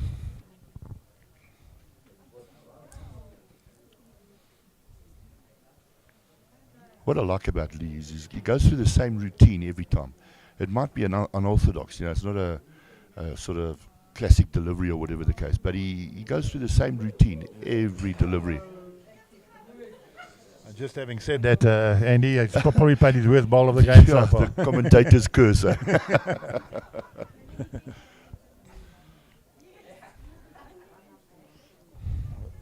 Well, Andrea certainly has pushed this one. If the jack doesn't get in his way, he's lost that ball, I think.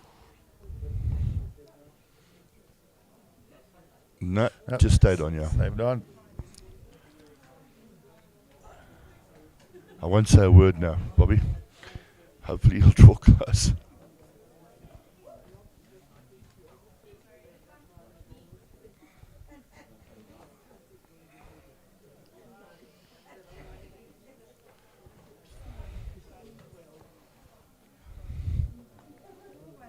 Yeah, he's a lot better, yeah. Yeah, adjusted very well. Like you said, most heads he's got one of them there. Yeah. And his ball normally ends up on the centre line, which makes it extremely difficult. Yeah, covering the jacker, yeah. Yeah, well, the Taba's having a go at it.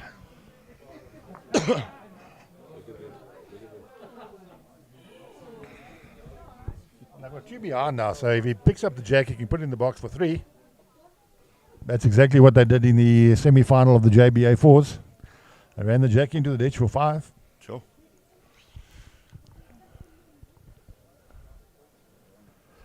Oh, Glenn is very clever, yeah. Glenn's actually put 2 good woods down the last 2 ends. Yeah, he really is. He's enjoying the occasion this afternoon. And believe me, I'm never going to hear the end of it.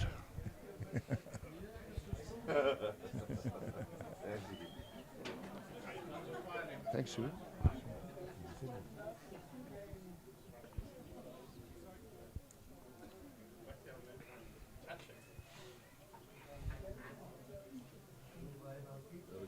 Well, the Tava's up to draw now. Very close, yeah. If he can just open up the jack a little bit, he's actually turned that ball into a bad position.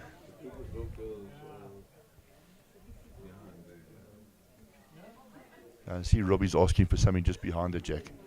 You know, it's like you were saying earlier on, between the jack and the ditch.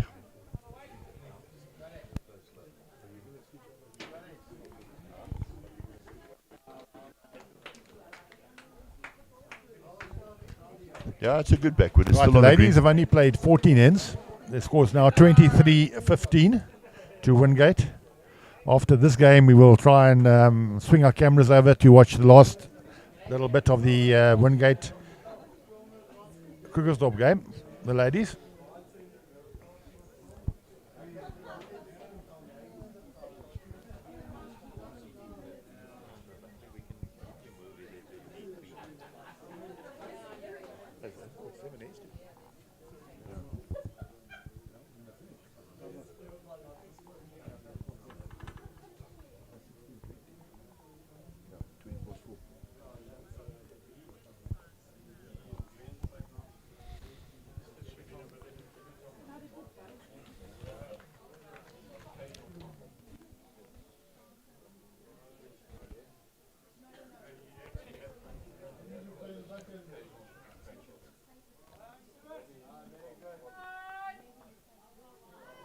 Well, he didn't turn it on to the jack, he turned it away from the jack. That's just the way things go. See Robbie giving him the finger as well, like, you know. Oh, Prince. Prince has got to be close. Yeah.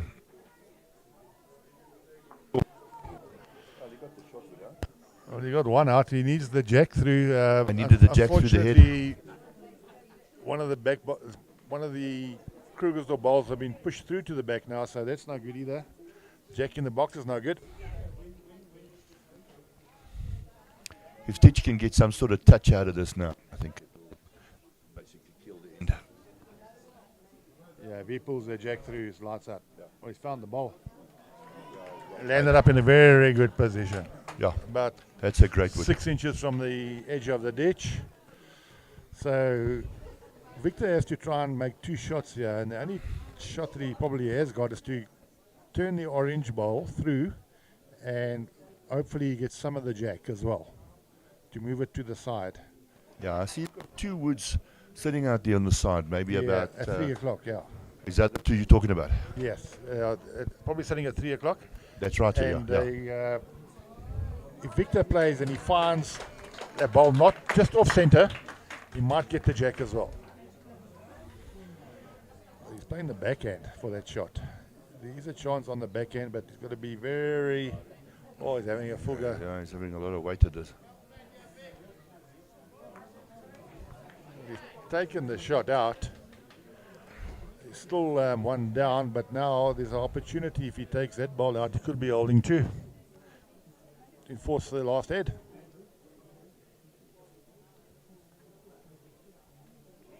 Got to get another one close here. Very close to it. No, he's well bowled again, Robbie. Oh, that's a great shot. That is a great shot. Well played, Robbie. Yep. For them to get a 2 now is not going to be easy. They do have a back bowl, but Krugersdorp have 3 back bowls. The Tabo's climbed into the head and he says take both bowls out. The exuberance of youth.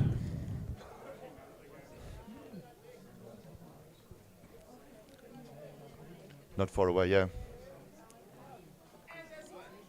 Oh, I almost got it. I think that's it. Game, set, and match, End of the guys. game. Congratulations to Krugersdorp Bowling Club. Very popular one here, Krugersdorp Bowling Club. Robbie Pickett, Sech Economicus, Glenn Manar, and Lee Barnes. Played really well in this game, particularly the lead, Lee Barnes. He was there every head, set the foundation. Robbie played some great bowls, some great saving shots towards the end. Glenn Manar played some great bowls, setting up the foundation for the back rank, and Stitch came in there with a couple of good ones as well. So congratulations to Krugersdorp, well-deserved winners. Yeah, super proud, Bobby. I know I'm a bit biased and unlucky to Victor and to Prince and them, but yeah, super proud of my boys. So glad they played that. Really glad that they won the gold, and yeah, looking forward to this moment for the last 10 years kind of thing. So it's been awesome. It's a great achievement by Krugersdorp Bowling Club, specifically being host of this event. To have 2 Krugersdorp sides in the final of the 4s. The ladies are still playing at the moment. The score is 23-15 to Wingate Park after 14 ends, and we'll try and switch our cameras over so we can catch the end of that game.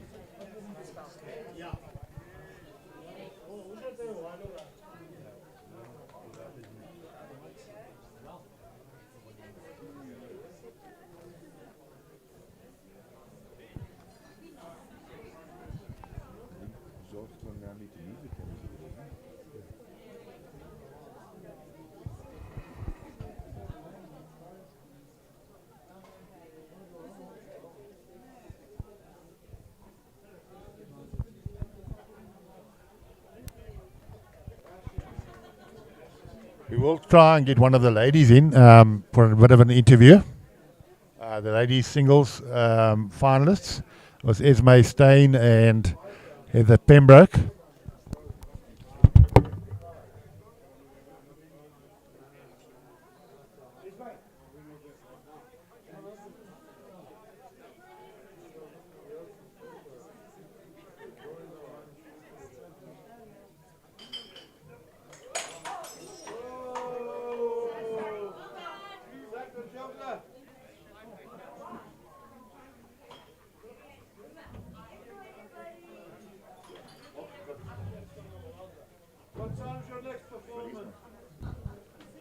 Right, so those of you still viewing, we will switch over our cameras now over to the ladies' 4s final.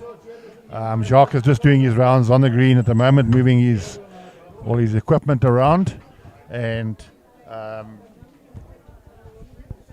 in the meantime we've got the ladies singles winner with us in the commentary box, Esme Haley. Congratulations, Esme, the 2023 Gauteng Open Ladies Champion. Congratulations for a fine achievement once again. Thank you. Esme, people were asking earlier, have you won this title before? Yes. In which year was that? Oh, I don't know which year, but twice before. Well, that's awesome. And you, like good old red wine, the older you get, the better you seem to get. Yeah, look, you know what? There's a lot to be said for learning how to win. You're 100% right there. I think winning becomes a habit.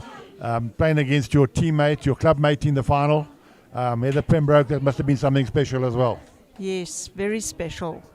She's a mentor to me. She's one of the best 2-bowl skips that I've come across.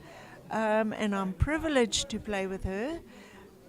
She just knows how to win, and yeah, you know, that is the end result is to know how to win, to know how to win in the end. You've got to work on it for many years, actually. Sure. And Esme, you're still playing in the SA Masters and open events. You're still competing with the youngsters, well, beating the youngsters still, that's proved again in this tournament. Where to from here? Look, I'm very happy just to play at this level, and I feel like I need to be a bit of a benchmark for the youngsters. I'm not trying to beat them or take them down or anything. I'm trying to build this benchmark that they know what the level is that they've got to reach. Oh, that's certainly great advice for the youngsters. The important thing is, like you said, is know how to win, and it takes years of experience to get to that point. We see in the finals that were played today, a lot of the inexperienced players just seem to fall short in the final. I'm not saying that Heather's inexperienced, but for example, in the men's final, they've got a lot to learn on the big stage of how to cross that line. Yeah. And I think you can be a mentor to a lot of young players to that. And I know Yeah. you do a lot of hard work at Linden with the new players there, and it's wonderful to see. Thank you. Yeah, and the mental and the emotional side, people tend to neglect, and that is part and parcel of winning. That's very good words there, Esme. We thank you for joining us in the commentary. We will be watching the last few ends of the ladies' fours final. At the moment, the score is 24-15 to Wingate. Do you think Krugersdorp will still have a chance? Not really. Well, they need 9 shots in 6 ends, so they do play 21 ends. So there is a time when they have made a slight comeback, but we'll see how things pan out there. Yep. But like I said, congratulations once again, and congratulations to Linden Bowling Club. Thanks. Thanks, Bob. Bye. Andy, you better talk more about this game. I don't know any of ladies.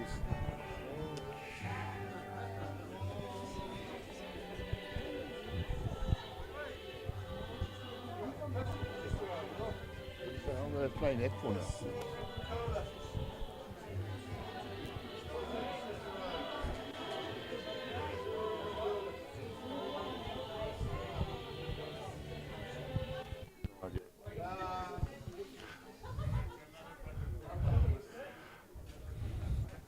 Yeah, on the mat at the moment is Deirdre van Sale from Krugersdorp.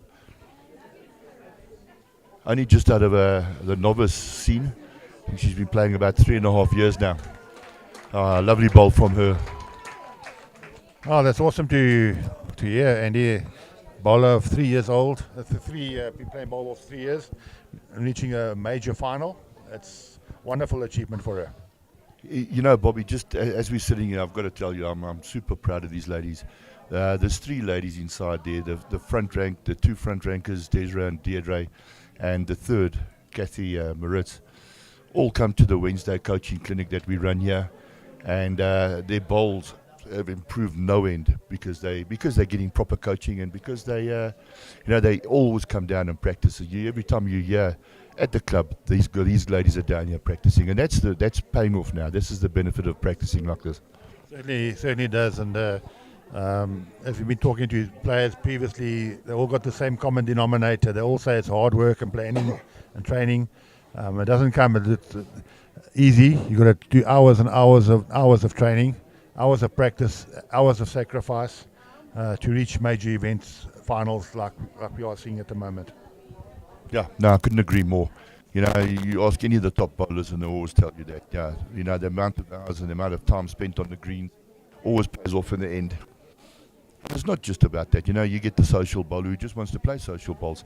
And that's what's lovely about the game of bowls, because you can be just a social bowler or you can be a very competitive bowler. Yeah, there's more levels that you can play at. You know, from the youngsters, they have normally their school clinics on a Saturday morning, and the good side on that, or the bright side of that, is the parents come and watch them.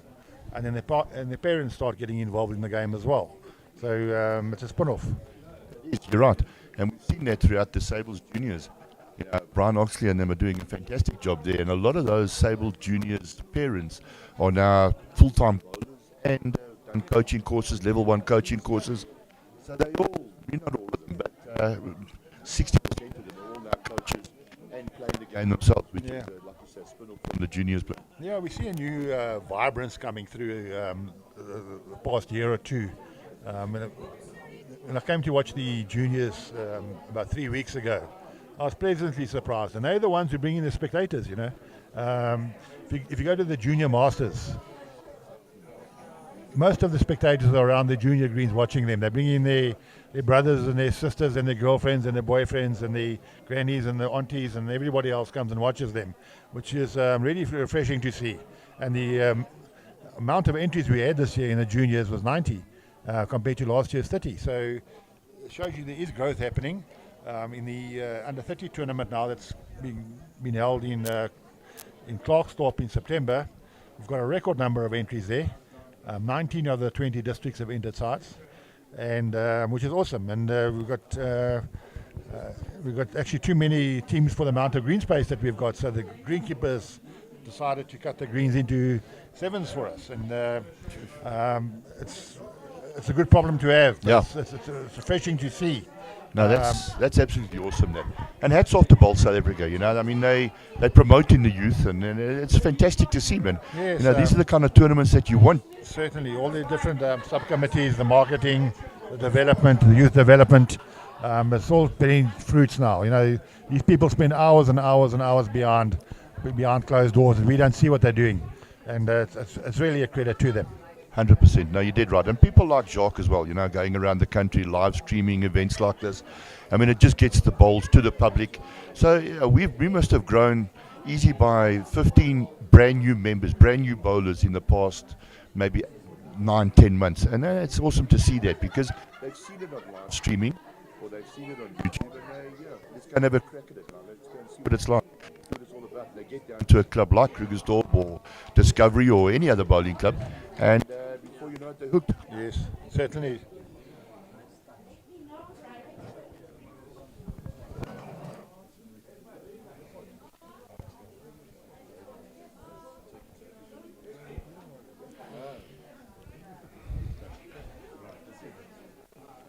Well, thanks to Jacques now, he's got the cameras a bit closer, and we can have a look at the ladies' fours final.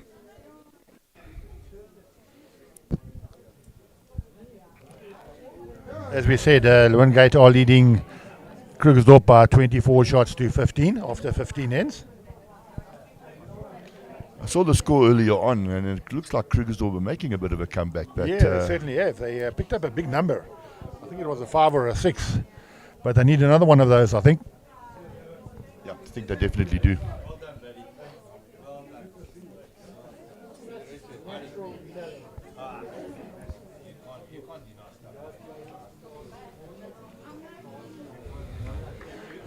Well, that's another good ball there by Marizal. It's good to see a young skip like that making her way in the game. Wingate Park did win this tournament 2 years ago when it was in Pretoria, the Gauteng Open. And Marizal was playing third for Gillian and Bingham. This year it's the other way around. Gillian has given over the reins to young Marizal, who's now skipping the side. And doing a great job by the looks of it. Exactly.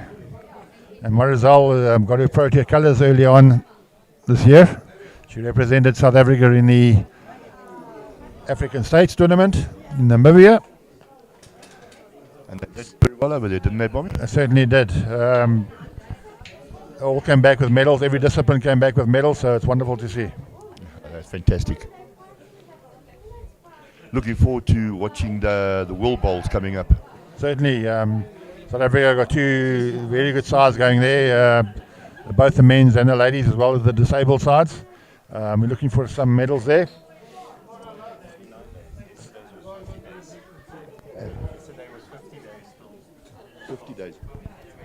Jacques has just butted in there and said, yesterday was 50 days until the World Bowls. Looking forward to it. I can't wait. Can't wait to see the South African sides in there. Yeah, the World Champion and Champions is 50 days, so the World Championships is end of August, beginning of September. So, yeah, we about 6 weeks away. That's Teresa on the mat now. Teresa Price from Krugersdorp. Also not far out of being a novice. I think she's been playing for about 5-6 years now. She looks pretty good there. She's got the weight. Oh, looks like she's very close to the shot. Still the one down. What a great try though. Yes. Score's now 25-15. It's getting really cold now. It's getting chilly. The greens are getting a little bit heavier. They've got 5 ends to play. Yeah. The sun's going down behind the back here, behind the trees. A lot of shadows on the green. So yeah, it's going to get a bit heavier now. These shadows, do you think they play a bit of a part, you know, with your line and your depth perception with the jackies and that? Yeah, sometimes the shadows can play a part, particularly when you're actually playing into the sun. We are in the shade and you're playing into the sun. That becomes very difficult. The bright light shining on your peripheral vision. Oh, that's a good start.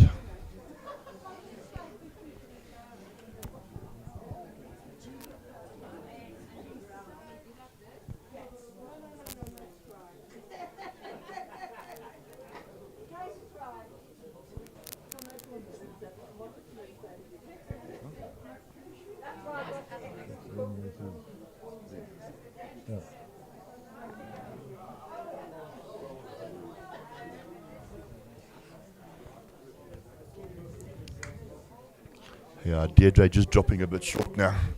I think, as you said, the weight on the green is changing a bit and she's not adapting. Yes. Plus, it's been a long day for these ladies. You know, their game this morning carried on for a long time. They had a short break and they're back on the green again.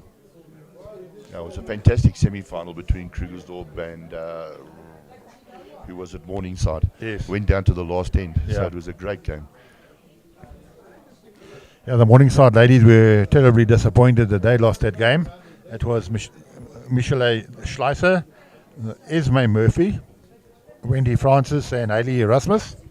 Some names there also making their way in bowls, particularly young Hayley Erasmus. She won the South African mixed pairs this year with Jerry Baker.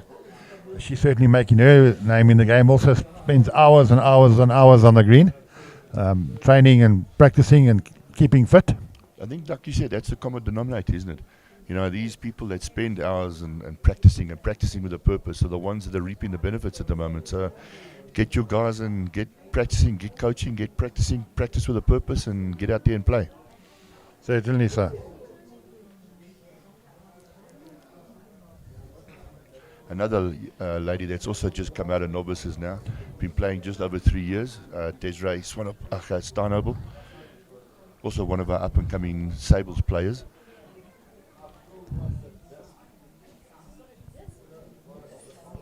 She's actually just made it into the Open Masters selection now. Oh, that's awesome.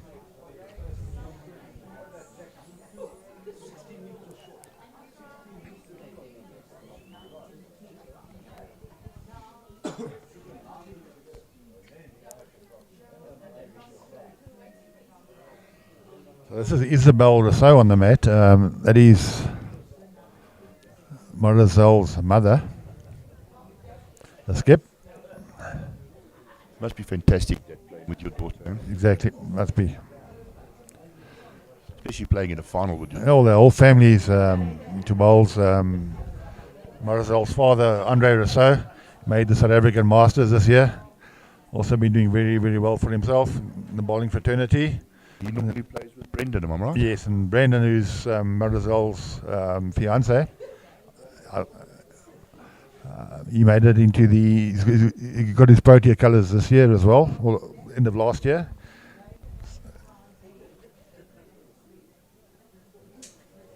And he went to the multi-nations early on this year, Brendan, That's so right. he's got a big future ahead of him as well.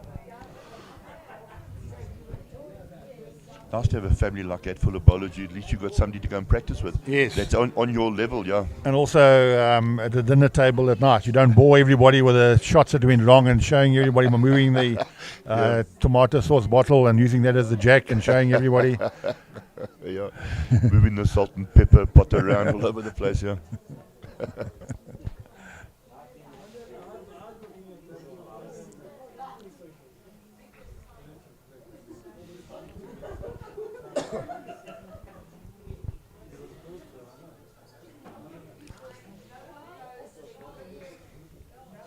Gillian just carrying a bit of weight. Gillian has been a good bowler for many years, done exceptionally well. Top player, skipped the BGN side for many years. Really has done well for herself. Now she's let the reins go now and given Marcel the reins to skip the side, which I think is it's a very good thing by having a good experienced third like that. You can sort of... It is. When it comes to reading the head and shot calling, you know, obviously Morrizelle can play the shots. Yes. And Gillian just calls them and Morrizelle can execute what she's calling. Certainly. Or execute them herself. That was a great shot. Morrizelle can certainly hit the head when she wants to. I've seen that before. We actually played against them in the Shamrock Challenge, and she took over playing third, and she hit the head. And I tell you what, we all knew that she'd had a good drive at the head, and she hit it.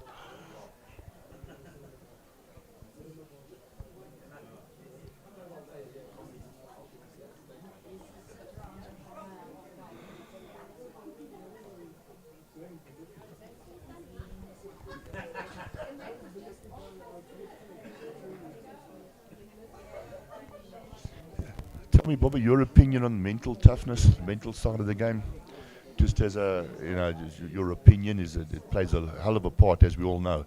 But if you played like a very tough game in the morning and then you go and play like another final in the afternoon, you've got to be mentally tough for this game. We'll just watch Marizel's ball coming down now. Just dropping slightly short there. I'll answer your question now. It's after this end, Andy. Hope I didn't put you on the spot now, but yeah. I think it's a side of the game that not a lot of people take into consideration. Teresa looks like she's carrying a bit of weight. Oh.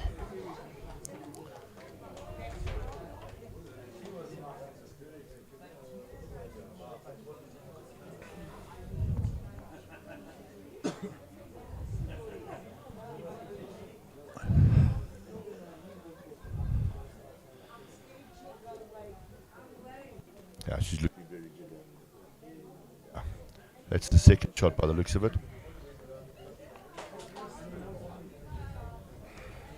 Yeah, I think the ladies are getting a bit chilly out there now. They're putting on more jackets and coats. So I think these ladies will be wanting to get off the green as soon as possible. I know there's still 4 ends after this one, but we'll wait and see what happens. You can actually look at the spectators now. A lot of them are moving from the shadow side into the sunny side. Yes.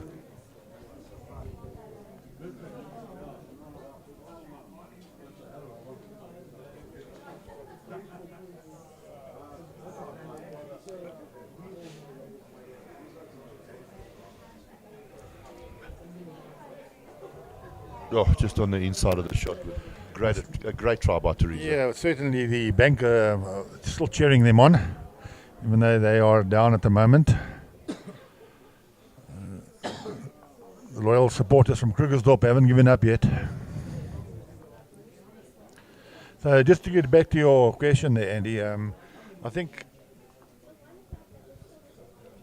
all sports, as it progresses, the mental part of the game certainly plays a huge influence in the game today.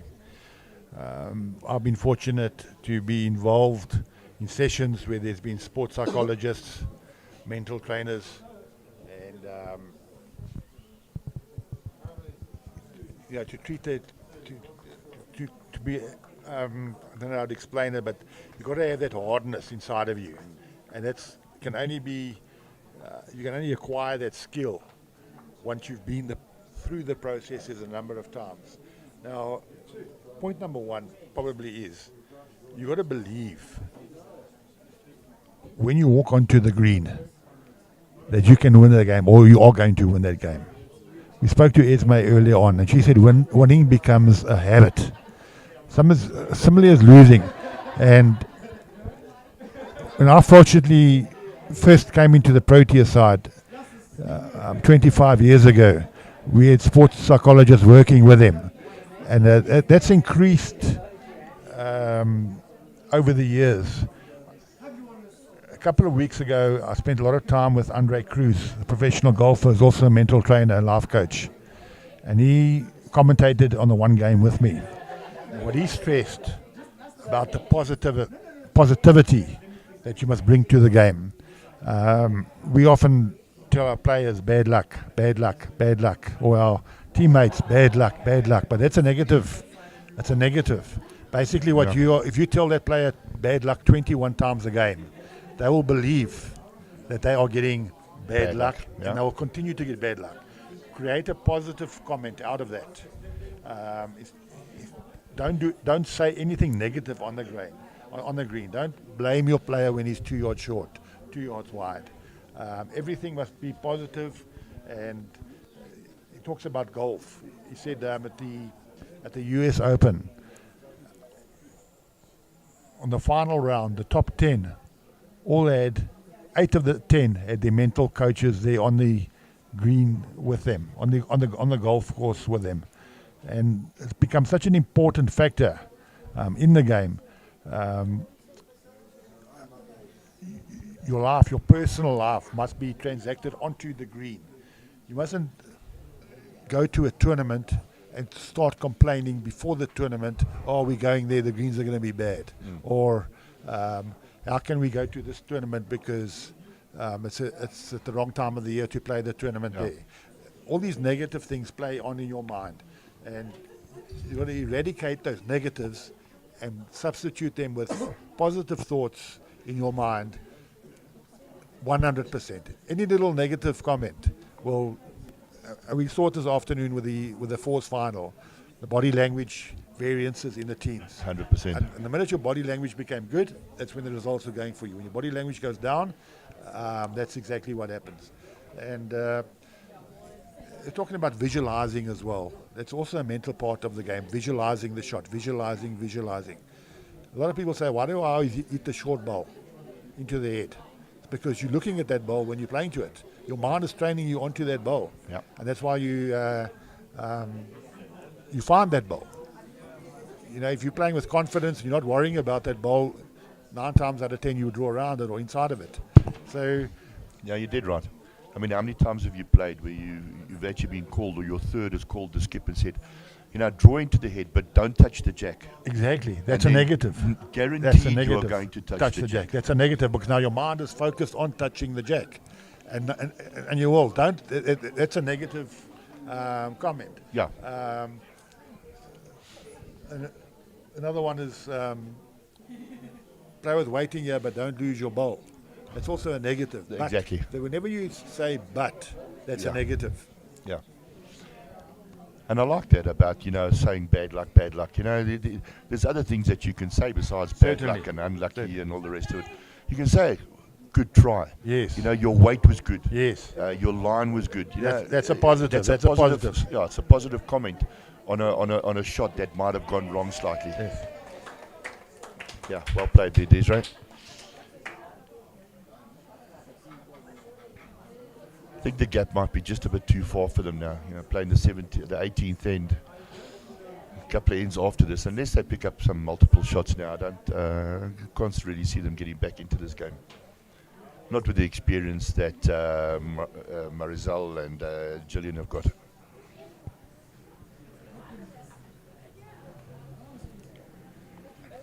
You know, the game management experience on managing a game when you certainly a couple of shots particularly ahead. Somebody like Gillian, you know, she'll just nag at that jack all the time, and that's it. You won't give anything away. Exactly like she's doing now. Yes. No, that's a great shot. Well played.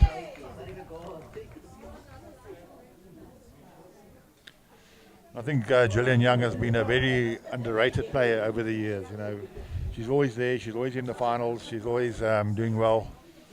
Has she ever achieved any Springbok colours or Protea colours? No. No.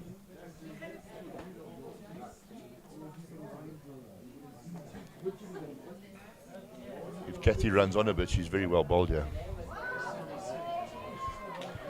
Oh, the great effort there. Yeah, Morizal's having a look. Yeah, she's indicated one down, so there was a shot drawn by Kathy on the in her last wood.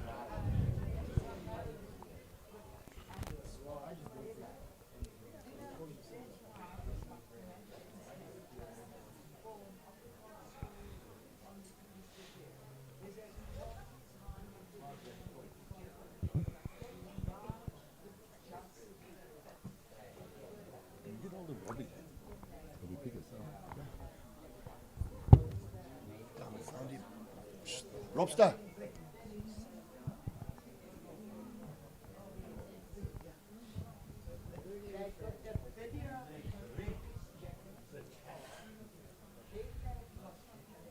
If Wingate score this end, that will make them 28-15 up. It'll be 13 shots in 3 ends. Okay. Yeah, that's on. Robbie.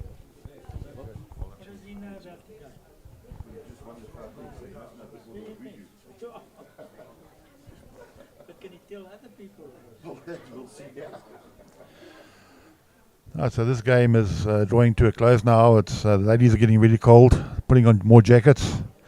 I think they're dying to get off the green. It's been a long day for them. A long game, long hard game this morning, a long hard game this afternoon.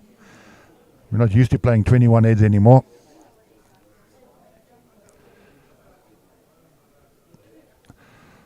Wingate are holding the one.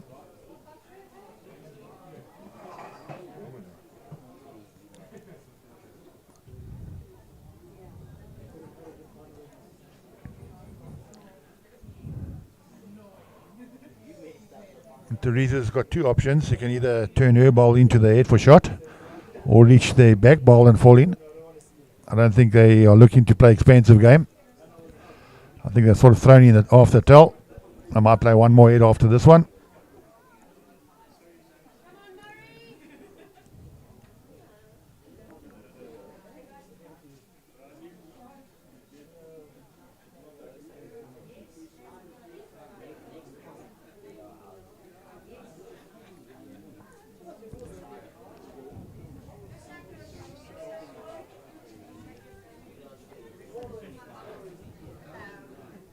I think they should play a little bit more positive now. You know, there is a chance to rest the side bowl and maybe trail the jack right through. Certainly do need shots. I need 12 shots in 4 ends.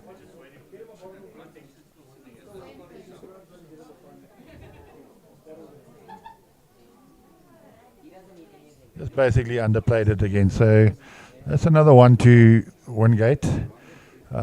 So it's 28-15 with 3 ends to play. And just joined us in the commentary box is the champion skip of the men's fours, Robbie Pickett. Congratulations, Robbie, you and your Krugersdorp side. Must feel great to have won this major championship on your home green.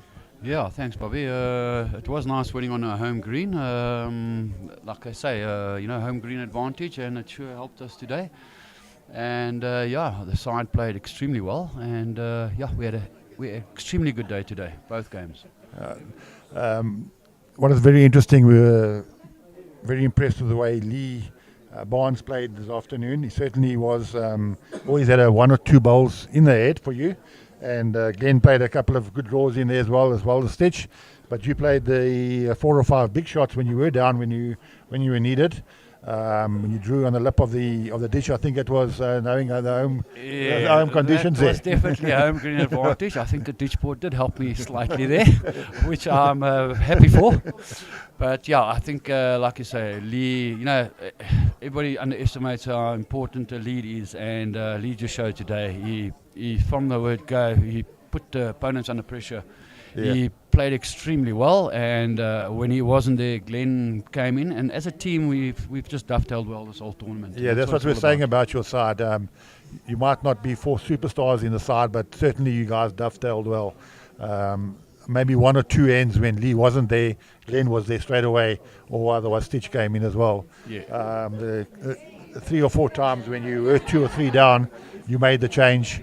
I think you saved about 4 threes in the game, which could have swung the game in their advantage, but you guys didn't give them a chance the whole game. Yeah, no, absolutely. Those were important shots. That's what they say. Skip said to play those 4-5 important ends, and the rest, I think, is up to the lead, the second and the third. Yeah, certainly we say the lead certainly does dictate the game. Absolutely. The way the game was, and you can see the way the game was running. Letabo was always under pressure when he had to play, so he was playing with weight, and the Prince started losing at the end there as well, started playing with weight. So it's basically the lead who can certainly win you a game, and I think that was the case today. And exactly, that all stems from Lee's leading. He was exceptional today. Yeah. The whole day today, he played extremely well. Yeah, and yourself, Robbie, you skipped that side very well. You're probably the most experienced player, well, certainly are the most experienced player. You've been around for, 40 years? You've been playing in the districts. And we're saying up here that Robbie will just close the game down now. He won't give away more than a 1, and that's exactly what happened. You sort of shut the game. Yeah, it was the aim. We just said if we can just keep it tight now, and if we give away a 1, we give away 1. That's but we don't want to go play moggy shots and start dropping 3s and 4s. As long as we can keep it tight, we had the game under control. Certainly, Robbie. Thanks very much for joining us, and a big congratulations to you and your mates. I'm sure you guys will be having a couple of cold ones tonight. That we will. Celebrating with your Krugersdorp club mates here. Absolutely. So enjoy the rest of the evening. Yeah, thank you. Thanks, Bob. Okay, thanks. Thank you. Bye-bye.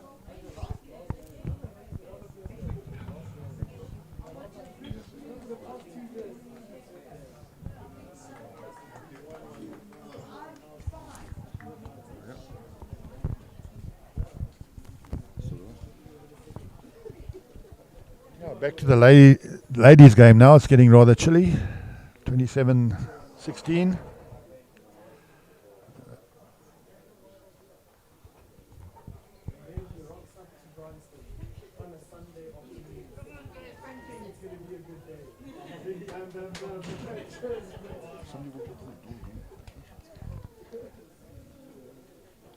Won't be surprised.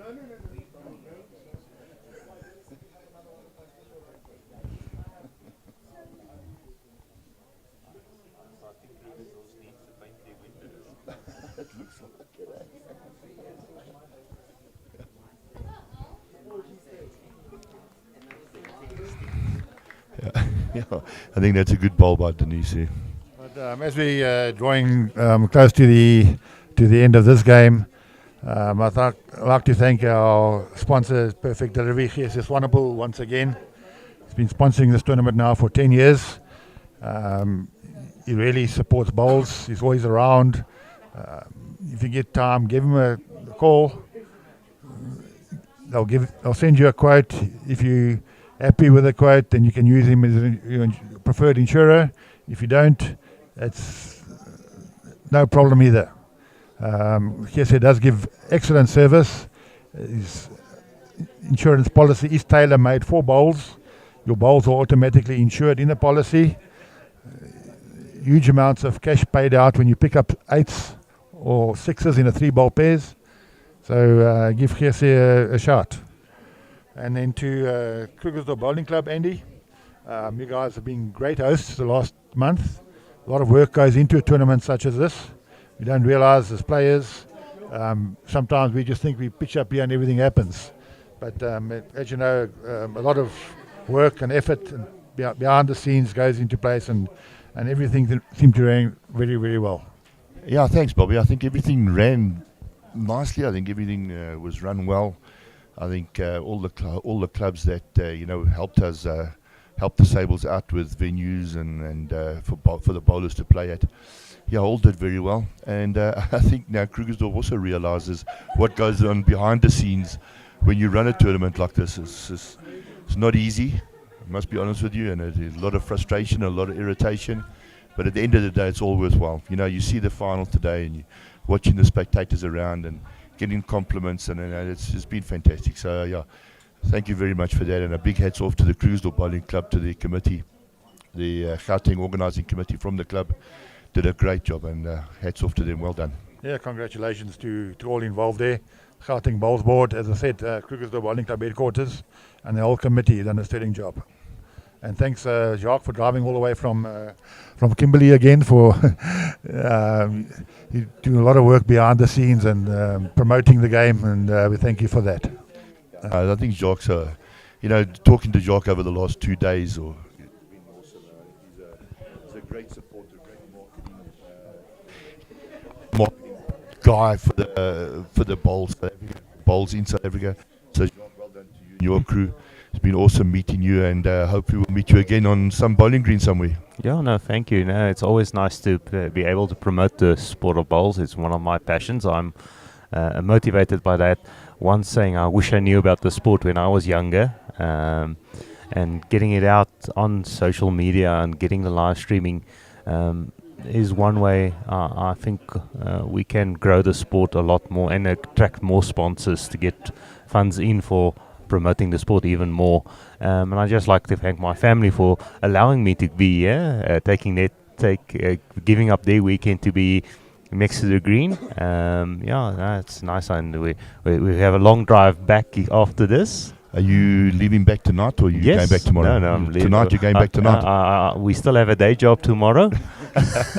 So it's a 4.5 hour drive back, and then we're back home. But we'll be safe on the roads. And a big shout out to your wife as well. Shaz, you've been sitting here the whole day. We've been commentating, we've been busy, but she's been sitting here, doing the necessary adjustments to the computer screen that you guys have got here, and all your adjustment on your cameras. So shout out to her as well. So awesome stuff, and drive safely on the way back. Yeah, no, thanks. But it's been really a great weekend here at Krugersdorp. I'm happy I was able to come to this club. I think it's now probably in the top 3 of my favorite clubs I have visited. So I'm definitely hoping to return again at some stage. And hopefully the next time I'll bring my bowls with. Exactly that. I was going to say, bring your bowls with you. Yeah. Bring your bowls with them. We can get on the green and have a bit of a roll. But thanks, Jacques. Jacques, if you say the top 3, can you spill the beans and tell us who your top 2 are? I have to say, probably Wingate has a special place for me. It's between Wingate and Port Alfred for the first. Port Alfred, when I was there at the Mixed Pairs, I really enjoyed it there. Lovely venue, and also lovely setting as well. And then another one that's special to me is Kimberley Town, the second oldest club as well. So that has a lot of history, and I've had some good memories that side as well. So I think probably it's a close call between Port Alfred and Wingate Park for first and second. Awesome stuff, man. I concur with you there. I was fortunate enough to play in that mixed pairs last year at Port Alfred, and what a wonderful club. Such humble people. Everybody in the club gets involved, and they really, really went out of their way to make that week so special for us. So if anybody from Port Alfred at Cowie Sports is tuning in, thanks again. Okay, it looks like Teresa never conceded the game now, yeah? Right, they have conceded the game, Krugersdorp. 27-16. After 19 ends, they have conceded. I think the ladies are getting a bit chilly. Congratulations to Wingate. It's the second time in 3 years. And very, very well done to the Krugersdorp ladies who excelled themselves by reaching the final of this major event. Final word to you, Andy. Yeah, I just want to say well done to Wingate. Awesome team, played exceptionally good bowls. The whole tournament. To the Krugersdorp ladies, really awesome stuff. So glad they reached the final. And I'm sure they'll be back. Once they've learned from this experience, I'm sure they'll be back. Bobby, to you, thank you very much. I really enjoyed sitting next to you, learned a lot, as I always do from guys with your experience. So thank you very much for that, and much appreciated. Thank you to you, Andy, as well. All the comments I have heard, the streaming yesterday was excellent, and everybody asked me who those two gentlemen behind the mics, because they really enjoyed the commentary. So congratulations to you guys for giving your time for the love of the game, and for all that you do for bowls, Andy. Your positive nature and everything that you give back into the game. Thank you very much. It's only a pleasure. I really enjoy doing this.